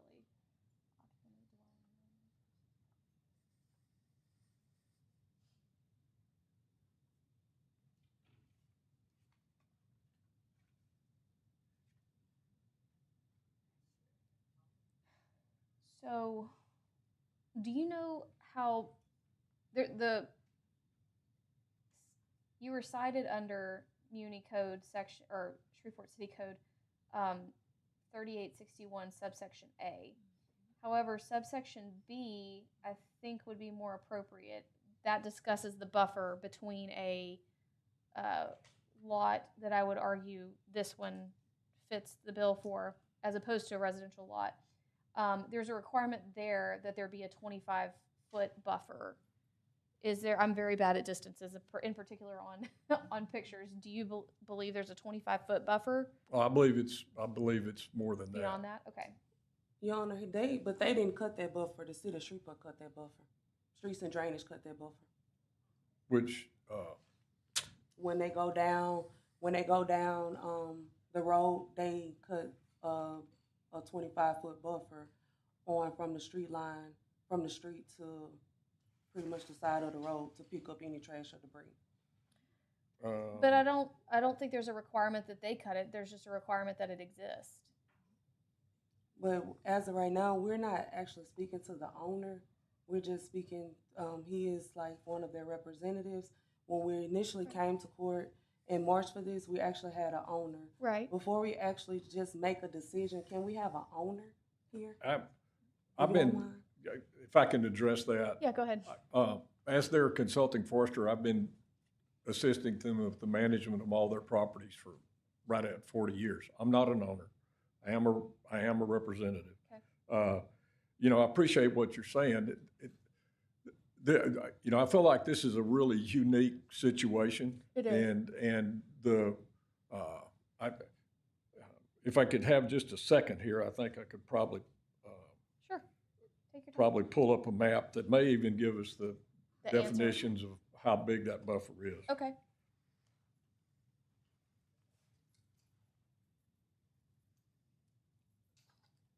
And while we're waiting on that, I will just put on the record, we frequently have people who are not necessarily the owner appear.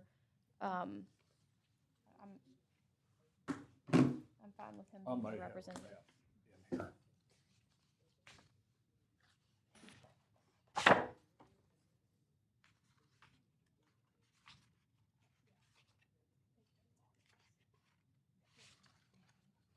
Yeah, I think I have a map here that'll show that.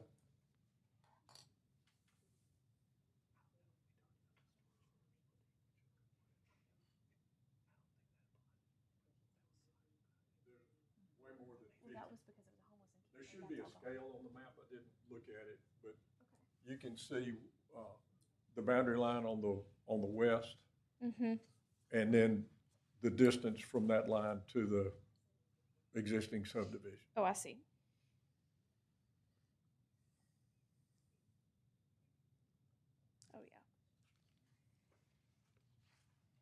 Okay. I'll give this back to you. I've reviewed it. I'm going to give it back to you since it's your copy.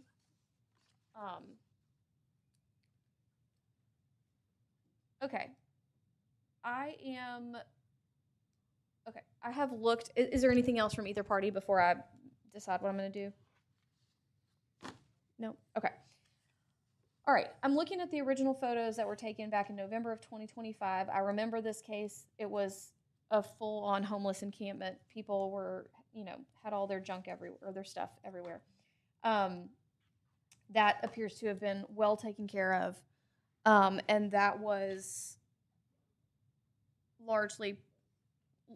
a significant part of the problem. That was a significant part of my concern as well, because, you don't want somebody catching a fire or whatever else could happen there. I think that as far as the citation under Shreveport City Code 38-61A, I think the more proper citation would have been under 3861B. In looking at both the photos and the tract that you provided, it appears to me that there is at least a 25-foot buffer. So what I'm going to do is I'm going to go ahead and dismiss the citation. If, obviously if another complaint comes in or if property standards recites, we'll deal with that then. But at this time I'm going to dismiss it because I think A, the main concern's been handled, and B, I don't think that 3861A is appropriate for this particular type of property. So I'm going to go ahead and show that as dismissed, no cost, and we will show that closed out. Thank you. Thank you.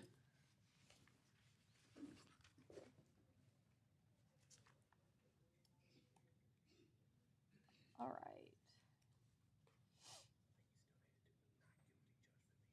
Yeah, I'll do that, yeah. Next up, we will call number 42 on our docket, 2511490 PSD at 538 West 75th Street. The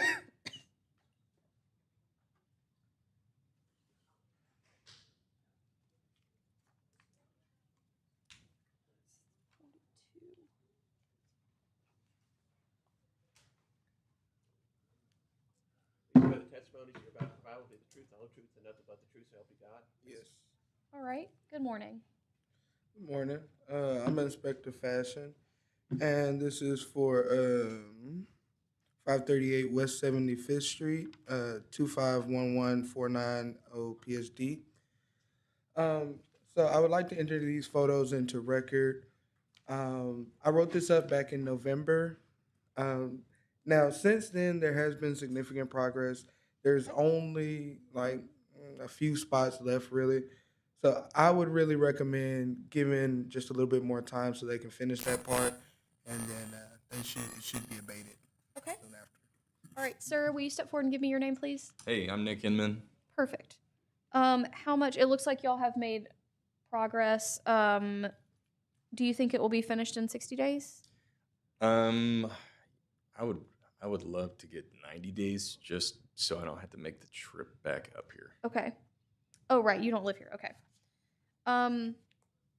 Because you are making good progress, I will give you the benefit of the 90 days. Let's see. So that would bring you back in September? Am I doing that math right? Okay. All right. So I will go ahead and give you the 90 days. That would bring you back on September 18th. Okay. If it's done by then, stay in contact with your property standards inspector. He can just let me know it's abated and you wouldn't have to make the trip back up. Okay. If it's not done, come back up, explain how much more time you need and all that stuff. All right, that'd be great. Okay? September 18th? September 18th. Okay. Okay. Thank Thank you. All right. Who else do we have?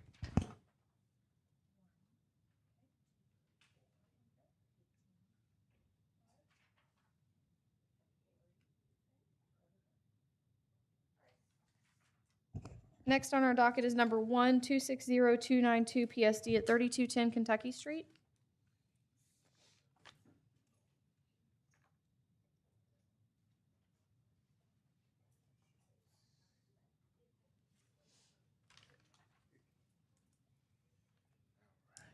All right, let me get y'all sworn. Raise your right hand. Do you swear the testimony about to provide will be the truth, the whole truth, and nothing but the truth, so help you God? Good morning. Good morning. All right, I'm Inspector Snow for case number 260292 PSD 3210 Kentucky Street. I started the inspection in February. I'm putting it for a demolition. The back of it is burned. The structure is pretty bad. We came in last month for a court case, which they was a no-show. Okay. It showed that they did try to do a little improvement on it on the back when I did do my pictures that month. I went out yesterday, it's still in the same state. So at this point, I want to go ahead with the demolition and move forward. All right. Sir, go ahead and step forward and give me your name. Hey, how you doing? Good. How are you? Go ahead and give me your name, please. Nicole DeLong. All right. And are you the owner? Yes. Okay. What is the plan here? To revamp it. At the moment, I have went back over there, trashed it out, put the windows back in there, cleared the yard in the next lot. So I can note that too. So I get that next lot over for $1. But right now, I'm just honestly, I'm trying to clear out another deal I'm doing, so I could take the funds from that and put it. Because in an area like that, I can't put a little bit of material at a time. Right. They'd take it. I tried that before. That's why I left most Right. of the material out. Yeah. So I want to finish up a deal I got going on right now, and then come over there. That way I'm not bouncing, putting a little bit at a time. You know what I'm saying? For nothing. All right. In your appeal form that you filed, you stated that you were waiting for a loan and that you would have that in 90 days tops. Is that still in the works or no? I actually got the funds. I'm trying to close out on another deal. That way I could put all my energy over there. All right. So that loan was not for this property. No. Okay. It's a little misleading, but okay. All right. Tell me the nature of this other deal that we're waiting on. I'm closing on it. It's under contract. Okay. When's closing? Sometime next month. I don't know the exact date. I can't remember.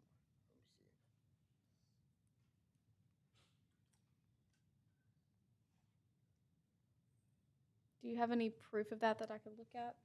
Yeah. Okay.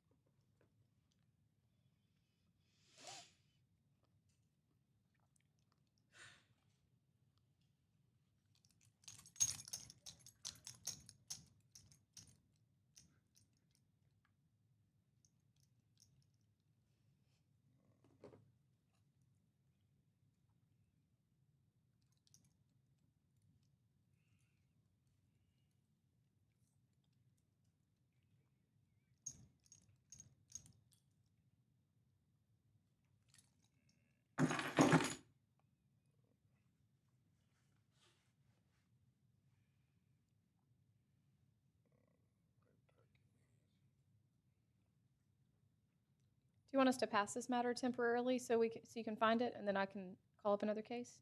No.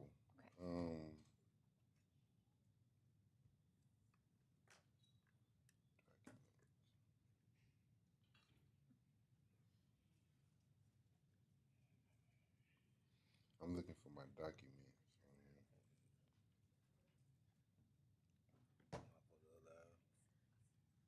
Mm.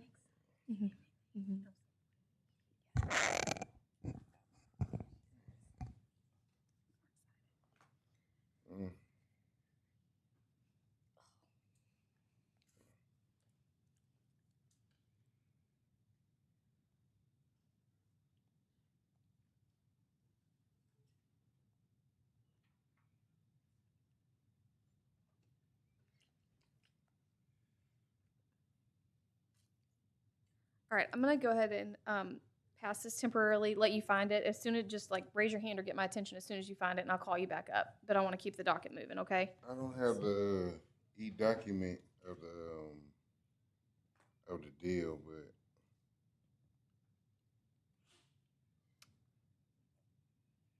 All right. I have the funds in the account.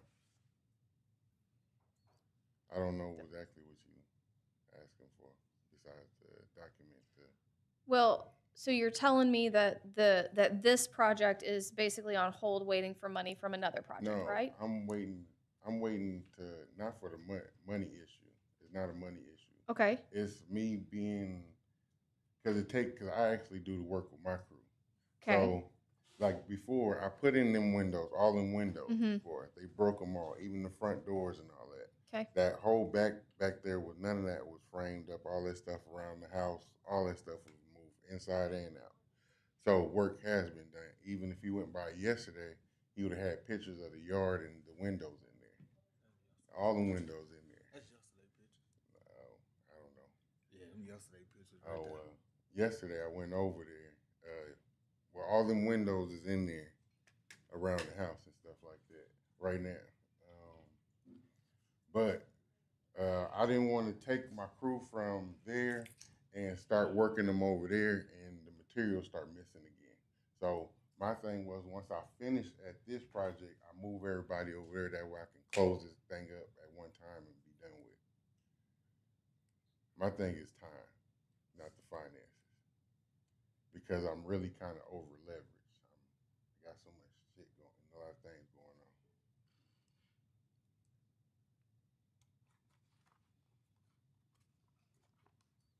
The finances is not an issue. Okay, sorry, then I must have misunderstood. I thought you said that, and then also your appeal form said you were waiting for a loan, No, so it's that's the why I thought that. time matter. What I was telling you about the finances previously was for a deal, and that the deal is pretty much complete. I don't want to move, like I was telling you before, I do the construction. So I don't want to move my people away from the project and start throwing, because I tried to throw money into that project. And like you see, the windows broken, taken out. Mhm. And even before, if you look at, if you have any pictures about 5 months ago, they took all that siding off the side of the house. That was there when I purchased it. You know what I'm saying? Yeah. So I don't want to put any more money because I'm almost 5K plus labor that disappeared. So I don't want to put another 5, 10K in there, bounce over here, and it's gone again. So I'm trying to complete total what I got going over there, but I was trying to do a little bit at a time, just to keep from standing in front of you, just doing a little bit shit at a time. That way, once I complete that, I can move everybody over there and wrap it up at one time. Okay. I'm gonna be honest. I feel like you're saying a lot of words, but not really saying anything. So let me just ask you this: when is the other project going to be done? This project probably I'm within my 45-day period, something like that. I'm within 40 days, 40, 50 days. What do you mean you're within 40 days? It's going to be About done? 2 months. About 2 months. And in the meanwhile, You're killing me. I feel like I'm not getting straight answers from you. And that makes me not want to have as much grace. I told you, since y'all inspection point, I've done things like that whole backside was burnt. That's been demolition inside out. The windows been replaced. I tried to change the front doors and all that. It's been taken out. The siding gone. That's another 5K I got to spend. like I say, once again, the money's not the issue. Is the area. When I put my money in the area, it disappears. If it's still have opening spots. See what I'm saying? And I can't. It doesn't make sense business wise to move a crew from a house that's 90% almost done to a house that's need 90% worth of work. Well, it might if that other house is about to get torn down. Okay, so you don't know when this other project's going to be done. Is that fair? I didn't say that. When is it going to be done? Tell me a I told date. you within 90 days, within 60 days, 2 months.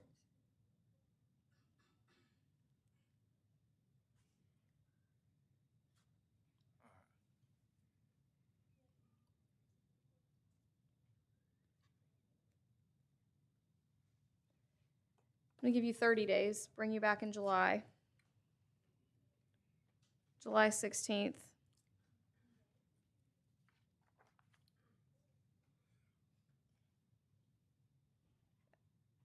July 16th. I need to see improvement by then. It will not be me. It'll be hearing officer Ferris, I believe, that day. But I need to see improvement by then. Okay, that's cool. Or a more detailed plan. One of the two. Okay? That's cool. All right. Have a good day. All right, bro. All right. Numbers 2, 3, and 4 on our docket. 2603301 PSG, 2603278 CAB, and 2603279 CAB at 8958 Acacia Lane.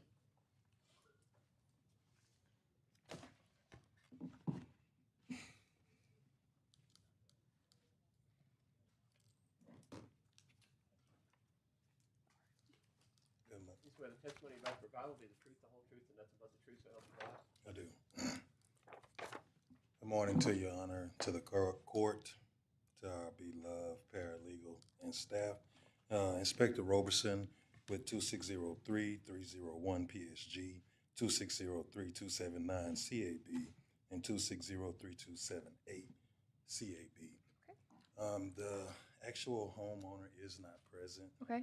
This gentleman here is the neighbor next to the home. And Okay. I believe that if it would please the court, he would like to speak with you. Sure. Let me just get a little further testimony from you. It's a PSG, so I assume there needs to be cleanup Yes, around ma'am. the home. Okay. I first read this property up on 3/4/26. Just haven't seen any progress made on it at all, with the exception of the 2 vehicles have been removed from the property. Okay. So the 2 CABs have been abated. Okay, so I'm going to mark the 2 CABs as abated. That was my next question. Okay. All right, sir, go ahead and give me your name. Rick Ellis. All right, Mr. Ellis, tell me what your interest in this property is. Well, my mother-in-law lives next door. This has been an ongoing task that we have been dealing with all the debris and junk that has been coming into this yard for the past 3 years. The gentleman is right now is locked up. He was locked up previously, and in between the being locked up, he got back out, came back, and started picking up more things. And then the police showed up, removed a couple of vehicles that were stolen on property, and then the roof was caving in, and it's created all kinds of varmints that are going over into my mom's house or mother-in-law's house, as well as just now it's just a place where we see other people just come in and kind of picking through things. The only thing that's really being done on the property is occasionally somebody comes in and mows the yard. But it's not livable. There's holes in the roof, like I said, and water's running into it. And city inspectors came out, I want to say about 6 months ago, to look at the property, in which they had to strip down when they came out because of the infestation of inside the place, as well as and I just go on and on. There's so much debris in the back. It's just not safe, and it's it's sad. But I've reached out to them countless times. The owner has given it to her son, who has had challenges with the law, And they're just not wanting to clean. In fact, they're now bringing other stuff over, dropping, some people dropping off a couple hot water heaters now. I don't know what's, other side, it's, sure like to see this thing get ended. And is the owner Mr. Anderson? I don't know his last name, Okay. be honest with you. Yes, Thomas Anderson is the owner of record.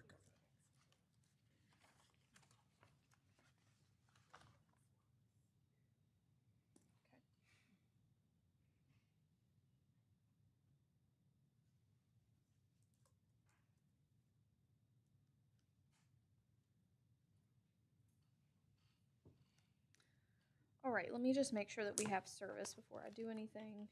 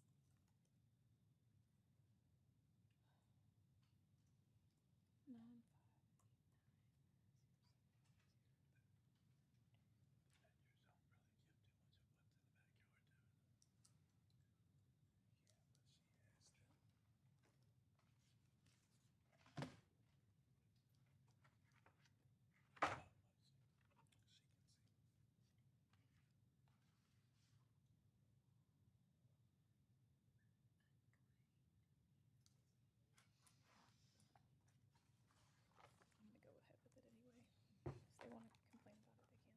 Okay. All right. I will note that we sent notice of today's hearing to the address that was provided in the appeal form. It was ultimately returned unclaimed, but we made every attempt to serve it. So I'm going to go ahead and sign the judgment. If they want to take an appeal, they can. So I'm going to go ahead and sign the judgment, which will cue the city to get somebody in line to clean all that up. Thank you. You're welcome. Thank you. You're Appreciate welcome. it.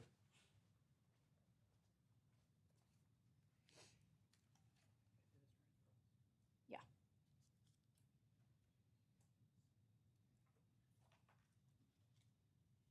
And just on the PSG, because the CABs are abated, yeah. Correct. Well, okay.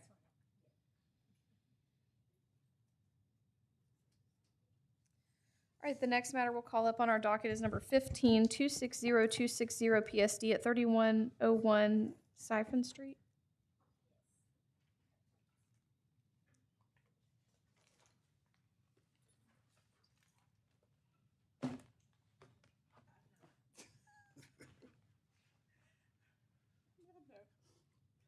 Morning, Your Honor. Good morning.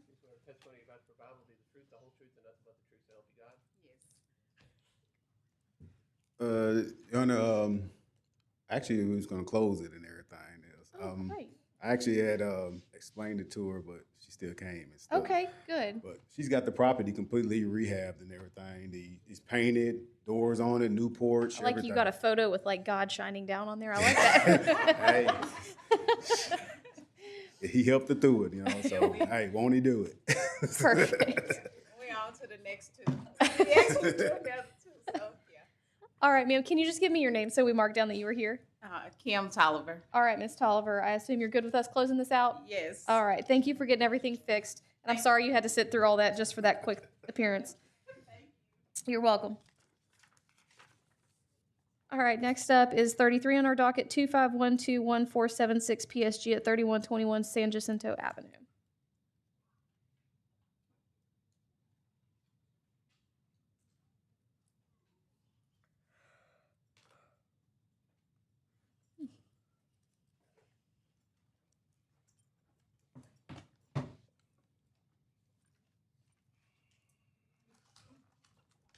All right, sir, if I could have you sworn, I think he's already been sworn. Do you swear the testimony you're about to provide will be the truth, the whole truth, and nothing but the truth, so help you God?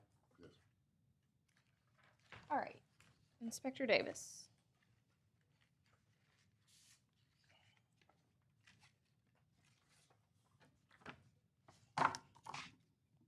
I'm Inspector Davis over 251-214-76 PSG, 3121 San Jacinto Avenue. He has exhibited progress removing a lot of the debris from the front yard that is to the west of the structure. There is still equipment that still sits outside. We're just asking him to move the lawnmower and the other equipment to the rear of the property or keep it as close to the structure as possible when not in use. But we are having concerns in regards to the heavy vegetation that is around the structure that is going away from the structure as well. There's overgrowth on the fence row. You can clearly see there's overgrowth to the rear of the property that needs to be addressed, cut, and removed. I do believe his property does go along the side of the ditch, which he has maintained cutting the grass, which is asking him to cut a little bit more of the vegetation that is over there along the fencing. Because he has exhibited progress in regards to removing, cutting the grass, and cleaning the property, I'm just recommending to give him 30 days. So I'll allow him to explain what he has going on. All right, sir, if you'll step up and give me your name. My name is Elisha Woodard. Perfect. All right, tell me what the plan is to get the last of this done. Well, we was out there all yesterday. I got some pictures and stuff. We've been at it. Me and my nephews and my people. We straighten up. I got some pictures. Okay, yeah, I'm happy to take a look at those. And we still, going. Got to vegetate. Yeah. I've been fighting trees since 2010. I think I cut down like 16 trees over the house. If you pull back, you'll see them there everywhere. And luckily, they missed the house every time. But it's been going on progress or so. But still chopping vegetarian stuff down like he want me to do.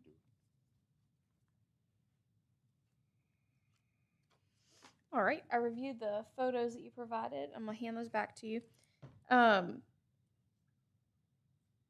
Do you think you can get the rest of it cleaned up in 30 days? My nephews okay.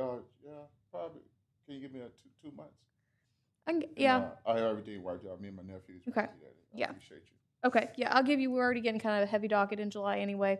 I'll give you 2 months. We'll come back August 13th.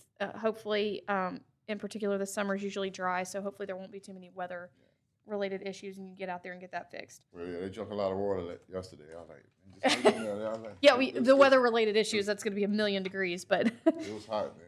They drank all the water out the cooler. All right, so we will bring you back on August 13th. Okay. Okay.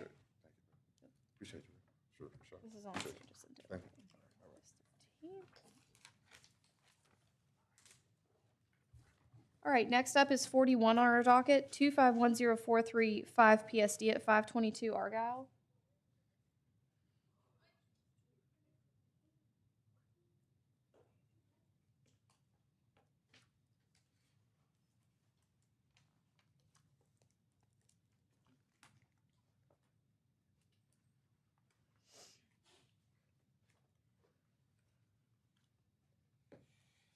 You swear the testimony you're about to provide will be the truth, the whole truth, and nothing but the truth, so help you God?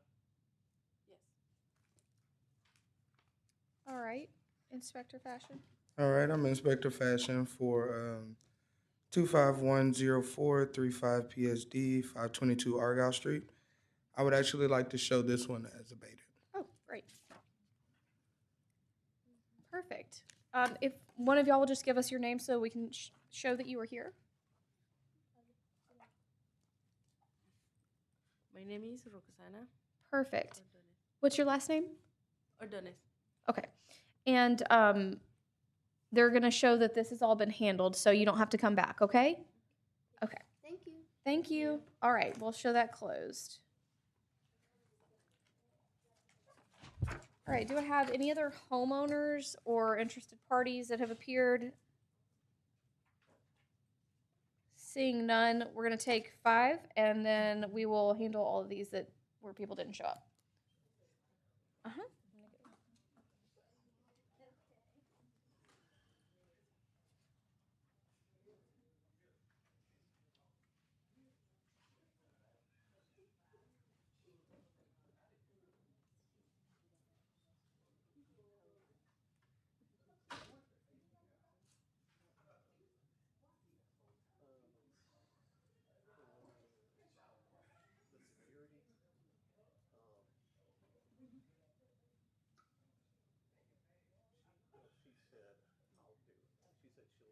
Really, I think we just need to send her the form. I think it would keep the same case information, and she'll just need to kind of edit this information.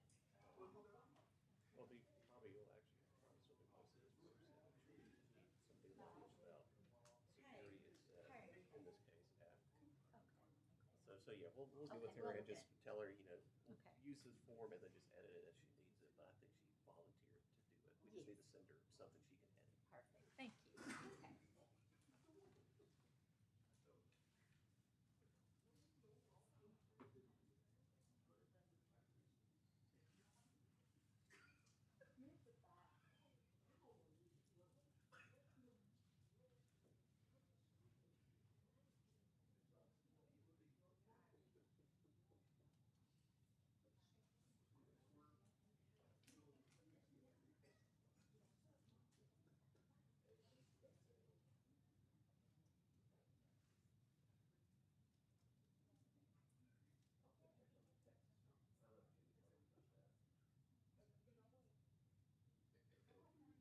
Yeah, over by Herbie K. That guy with the fence, chain link fence. His attorney said he's started to demo since I don't know, ago. Well, she said he started to do some of it himself. He hired an engineer and a contractor, and now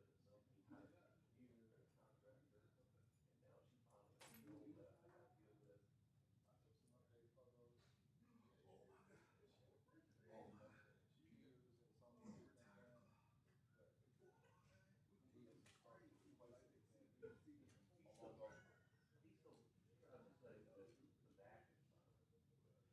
And I don't know, I can't remember, like, he was just gonna get back there, he's saying the back is perfect, it's just, he's like, I know the front is just bad. And the second story. It looks like he replaced some support beams with some of those from the way you can see where it would be. But I'll go back today with his mind, says taking photos and give you a better explanation. And I mean, we've got some time on that, she filed an appeal. And so, I don't I know. thought he pulled permits, so then beyond this point would be a permit to approve. Right, yeah, I mean, if he's getting permits for it, then, I mean, that's a positive sign for him. And I told the attorney, I was like, look, if he actually starts to do some real work, and he has a contractor, an engineer, those are things he just needs to show us when he was here by himself. But now that they're together, she can probably help him with something, and we'll work with him and see, but he's got to show us that. So I got to file something by next week, and then I'll call him back and say, look, let's just work on this. Send me whatever contractor he has to do, he's hired. Make sure there's an active contractor legit, so we can play ball if he starts to actually clean it up. But I mean, it's an open brick structure. That's exactly what it is. And so, and he's like, I'm confused on what my instructions were to demolish it. Do you get partial demolition? I was like, no, well, demo is a demo. And that's what Cam said. Yeah, that's what Cam said. And the attorney said, well, Cam said a demo is a demo. I was like, yeah. It's the whole thing's got to come out if we were to do it. And it's,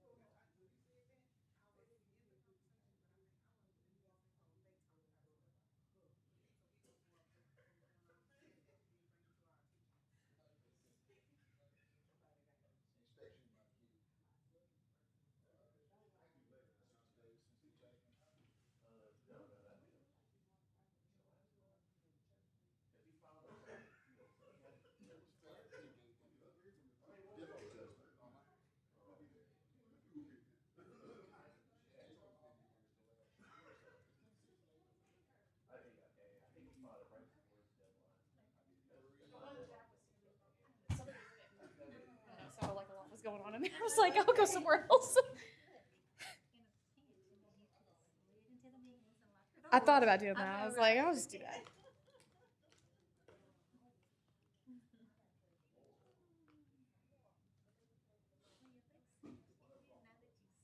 Oh, thank you. Yeah.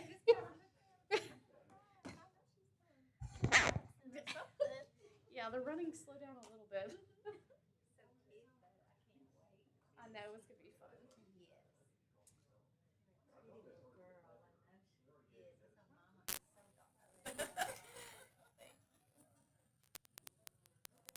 Attorney Yeldell, are you ready to go back on the record? Yeah.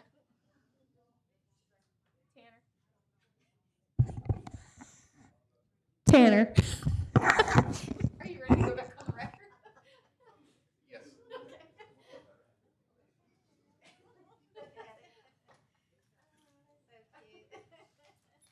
You're fine. You don't have to run. I just kept saying it like a little louder, a little louder. I did not hear you. I knew you didn't. That was like, I'm just gonna play this. All right. We're going to go back on the record and knock out the rest of this docket. Number 5 on our docket, 2512505 PSD at 6237 Rufus Drive.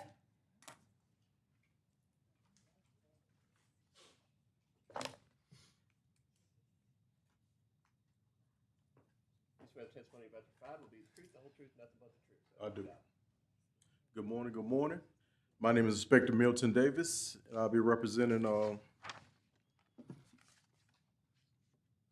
violation number 2512505 PSD, address 6237 Rufus Drive. The property owner hasn't showed up today. When I first inspected the property back in 12/9 of 2026, I still had no contact with the property owner. I want to add these pictures that I was taken back on the 10th yesterday as evidence. The property still remains in the same state. Safety hazard, the property is deteriorating. The roof is caved in. I recommend demo. All right.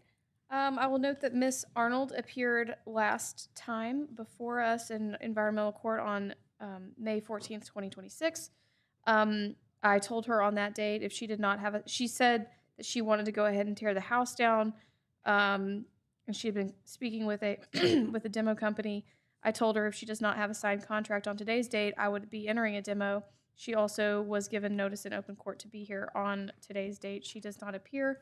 I don't have any way of knowing if she separately has a contract with a demo company, but I am going to go ahead and sign a judgment to get that handled. So I will sign a judgment before we leave here. Thank you. Thank you. And next up will be 6 and 7 on our docket, 2603133 PSD and 2603400 PSG at 5705 Carl Terrace.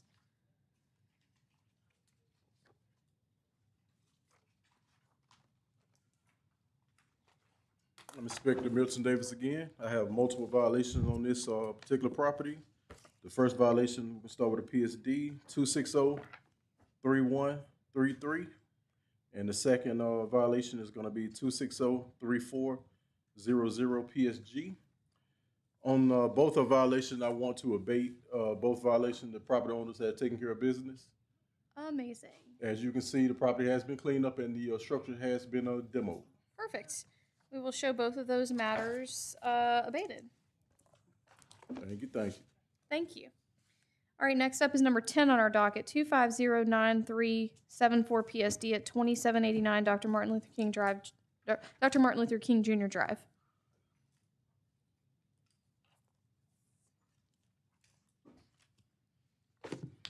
Okay, good morning. Good morning. Inspector Aisha Blunt for violation number 2509374 PSD for 2789 Dr. Martin Luther King Drive. I was not the original inspector on these, although I did go back and look at the previous photos, and he have made some progress, especially in the front part of the structure. Okay. You know, I would just say maybe 30 days. I haven't even talked to the owner. Okay. So I guess I'll just give him a chance to see, I guess 30 days.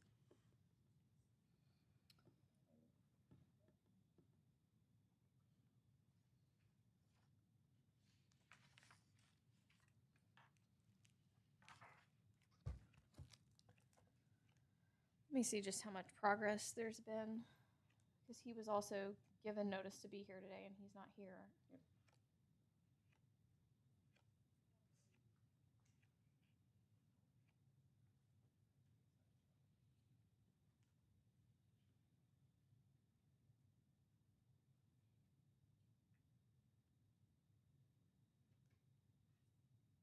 Okay, he has made some progress.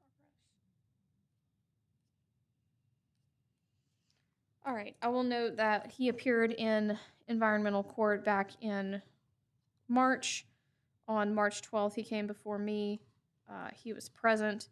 The case was continued to today. He was given notice to appear today. It also appears that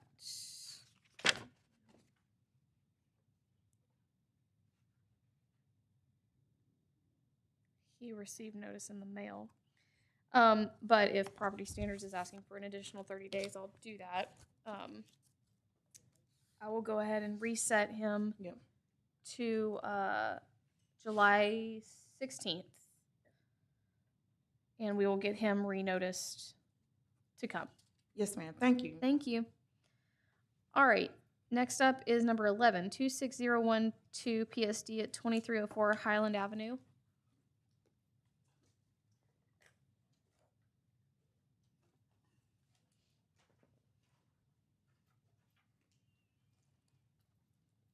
Oh, yeah. Good morning. I'm Inspector Lisa Hayes with 26012 PSD 2304 Highland Avenue. Before we go any further, I was under the impression the owner was supposed to have sold the property. I don't know if we received the actual deed. If not, we need to proceed with the demolition. But he said that he had sold the property, but I don't know. He was supposed to appear with a deed to show that he had sold it. We do have records that he sold it. There was an active sale filed with the clerk of court on May 26th of 2026. So we will need to reinitiate. Yeah, so we can close that one out. I just wanted to make sure he had sold it and we received the proof of it. Thank you for bringing that to my attention. Yes, ma'am. All right, and then number 12, 2510689 CAB at 911 Pickett Street. Okay, Lisa Hayes for 2510689 CAB 911 Pickett Street. The owner did show proof that the vehicle runs. Okay.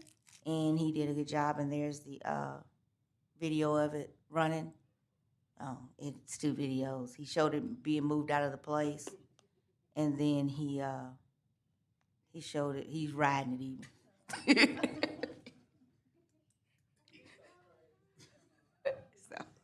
He showed it runs, Your Honor, so it would be closed out. So, can you play that one more time? It had some sound to it. I don't know what happened. Yeah. You know what? So it has sound. We might need to tighten up that's code, but yeah, it fits. He's showing that it runs, so. I was going to say, Jesus, take the wheel, but that's wrong. All right. Number 13 on our docket. 2506232 PSD. What else have you brought me today, Inspector Hayes? Okay. Inspector Lisa Hayes for 2506232 PSD 224-L. What we did after speaking with my supervisor on this case, we've decided it's no longer a demolition candidate, and the owner did secure the property. Okay. So it's going to be dismissed. And I'm showing that as a bit. Okay. All right, perfect. Okay. Thank you, Yana. Thank you. All right, next up will be 21 and 22 on our docket. 2510141 PSG and 2510664 CB. Sorry. 527 East 85th Street.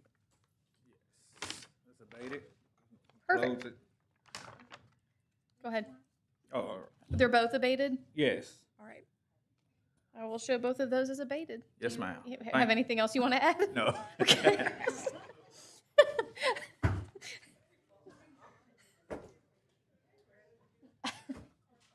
All right. 24 on our docket. 26018 PSG at 1651 Vivian Street. Good morning, Inspector Graham. Good morning. 1651 Vivian is 2601 8 PSG. These photos were taken yesterday. The property owner was there when I arrived to take the photos. The violation is still there. Okay. He has done some of the work, but it has not been completed. And I would ask that we would go ahead and proceed with getting a judgment to clean the property. Did he mention anything about court today or coming? He did mention it. Okay, what did he say? Go ahead. He mentioned the fact that whatever we did, it was just going to be okay. He was tired of the property. He was thinking about moving and da da da and da da da. And he just kind of went there with it, and I just took my photos and kept it moving. All right. All right, and this was, let me just make a record about service. The case came before Hearing Officer Ferris back in April, on April 16th. The case, and Mr. Bledsoe was present. The case was continued to today, so he had notice to appear from open court, and obviously has also received notice because he discussed it with the inspector yesterday. So I've looked at the photos. I will go ahead and enter a judgment to move forward. That just should have already been cleaned up. So we'll go ahead and enter a judgment there. All right, next up is number 25 on our docket, 260120 PSG at 1661 Vivian Street. Yes, ma'am. Inspector Graham for violation number 260120 PSG, 1661 Vivian Street. Same owner. The property is adjacent to 1651. This property is still in violation with junk, trash, and debris strewn all over it. There's heavy debris and underbrush. The fence rows at the rear of the property that backs up to a Cattle Parish School, and the fence row on the west side and the north side to the street all need to be cut and cleared. All right. Is Property Standards asking that we move forward with Yeah, it? we're asking that we move forward with the judgment to go ahead and clean this property also. All right, I will note that Mr. Bledsoe, the property owner, was present back in April for environmental court on April 16th, 2026. He received notice to be here today in open court on that date, and he does not appear today in spite of having been noticed. So I will go ahead and enter a judgment to get that cleaned up as well. Next up is 26 and 27, 260396 PSD and 2503219 PSG at 4147 St. Vincent Avenue. Yes, ma'am. Inspector Graham once again for violation number 260396 PSD, 4147 St. Vincent Avenue. This structure was written up for demolition due to the roof was tarped on the south side right there, and the tarp is since blown off, and the structure's taking on water and making more damage on the interior of the structure. You can see that they did go inside and strip away a lot of the flooring and a lot of the interior lumber and wood from the floor and the ceiling and the walls, but they have not replaced anything. The owner did receive notice. The owner indicated that he was working on other properties and that he would get to this property, but they have not gotten to it yet. So I would ask that we go ahead and proceed with a demolition order. How do you know that he received notice? I assume you spoke with him? Yes, ma'am. Okay.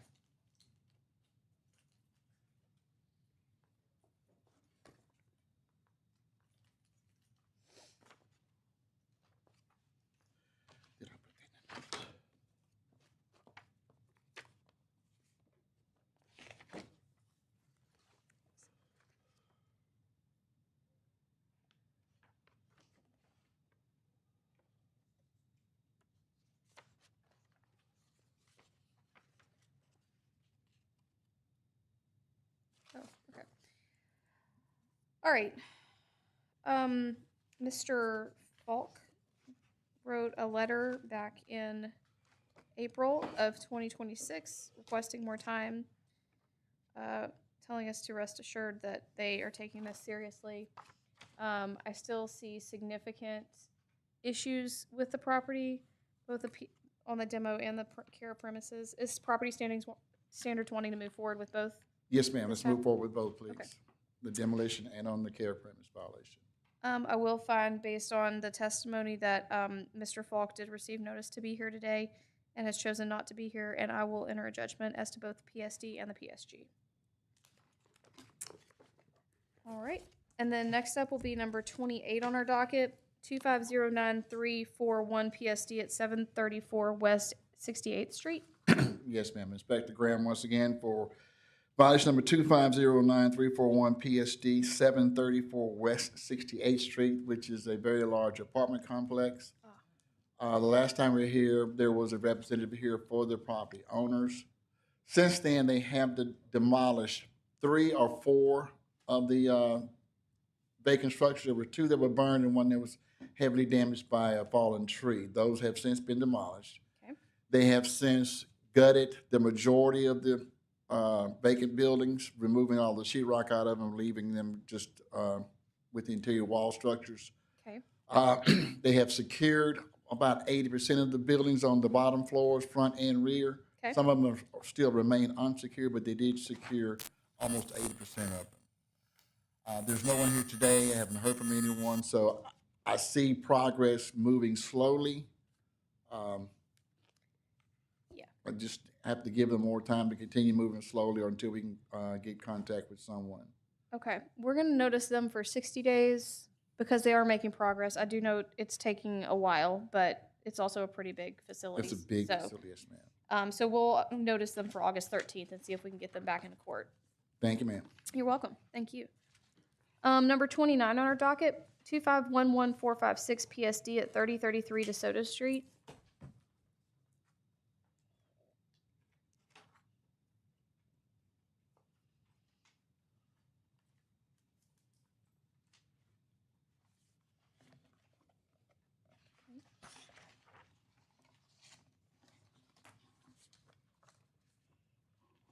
I am Inspector Davis over 2511456 PSD 3033 DeSoto Street. They have boarded up the structure. I will say that there's still questionable integrity to the roof, the fascia boards, and the siding that still does need to be addressed. I've only had contact with the owner one time, but I do recommend that we keep it open for. We keep the demolition open while I try to seek out the owner, because, like I said, he secured the property, but Right. yeah, we want to try to work with him to see if we can get it further along. Okay. Okay. Yeah, I would agree with that. I can tell a pretty marked difference between the first photos and now, so I don't want to demo it if we can get in touch with him. How much time would you like? Can we try to work with August 13th? Yeah. Bringing it back there. Sure. Appreciate it. I'll put him on the August 13th docket. Yes, ma'am. All right. Perfect. Next up is number 40 on our docket, 260261 PSD at 934 Windsor Drive.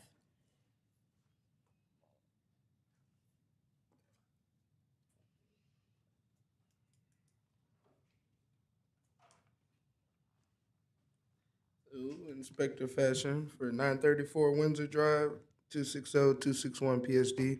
I would like to show this one abated. Amazing. Perfect. Next will be 43 on our docket, 2603423 PSG at 810 Brushy Lane.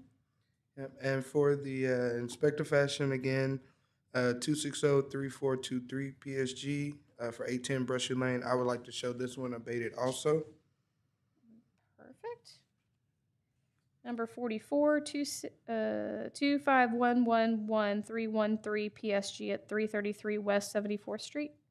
Yes, so Inspector Fashion, 251111313 PSG for 333 West 74th Street. This one I wrote up in December or so. Since then, there has been minimal change. So I haven't been in contact with the owner or tenant. I don't know if they're the same person or not, but I would like to move forward with this one. Okay. Let me just see.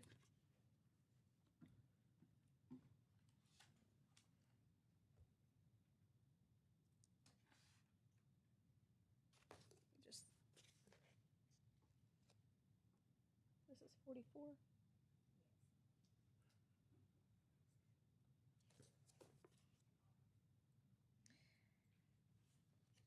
Okay. Miss Hicks filled out an appeal form, which is dated February 2nd of 2025. The stamp shows it was the 26. So February 2nd of 2026, an appeal form was filed. Let me see where we're at on notice. And also, I don't believe they were present for the last one either.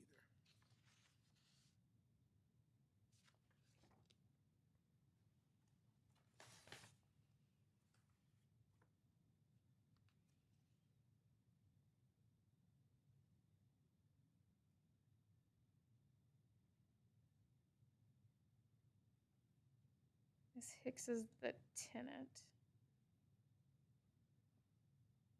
She was also not, nobody was present at the last one.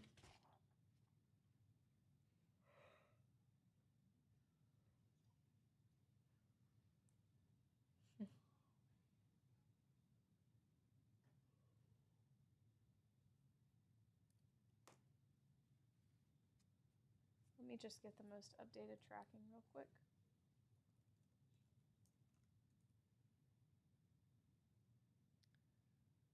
Beyond this one.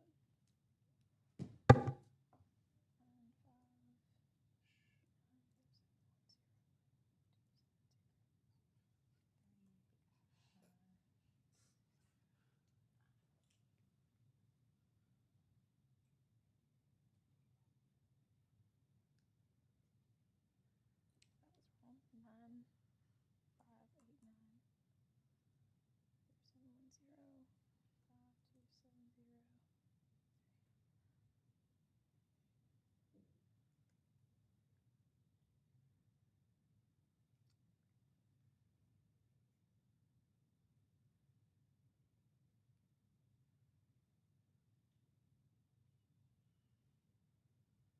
All right.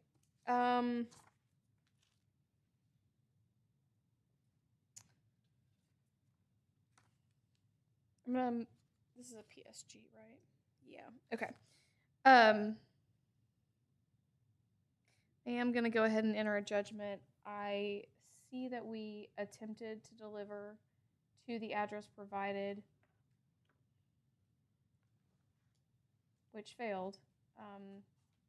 They have sent multiple reminders to Miss Hicks, to show her to come, or to remind her to come pick it up, and she hasn't. But I will go ahead and enter the judgment for the cleanup. Number 45 on our docket, 25121374 PSG at 8002 Dowdell Street. All right, Inspector Fashion for 8002 Dowdell, 25121374 PSG. This one I wrote up back in December. I would like to enter these photos into record. He has made a lot of progress as far as the cleanup goes. It's not completely abated yet. So I mean, I'm kind of leaning towards wanting to give him a little more time because he's almost done, but at the same time, it's not much that has changed since the last time we were here on this one. Do you stay in contact with him? No, I haven't been able to reach him at all. All right, for the record, I will note that he came to environmental court in April 16th, before hearing Officer Ferris. Mr. Malone was present. The case was continued to today, and he does not appear in court today. However, I will note that he has made pretty significant progress,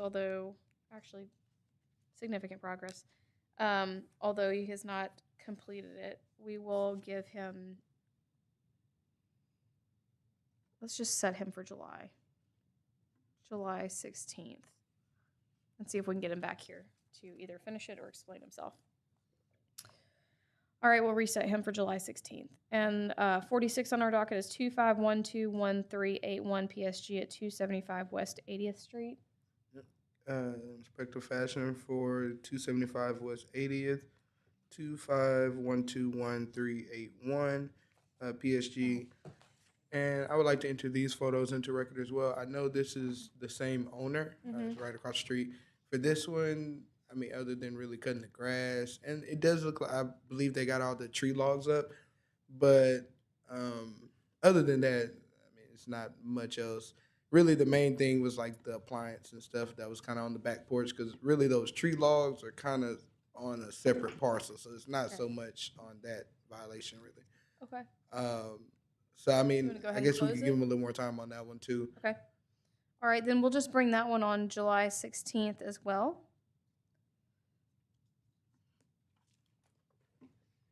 All right, we will renotice him for July 16th. Thank you. Uh-huh. All right.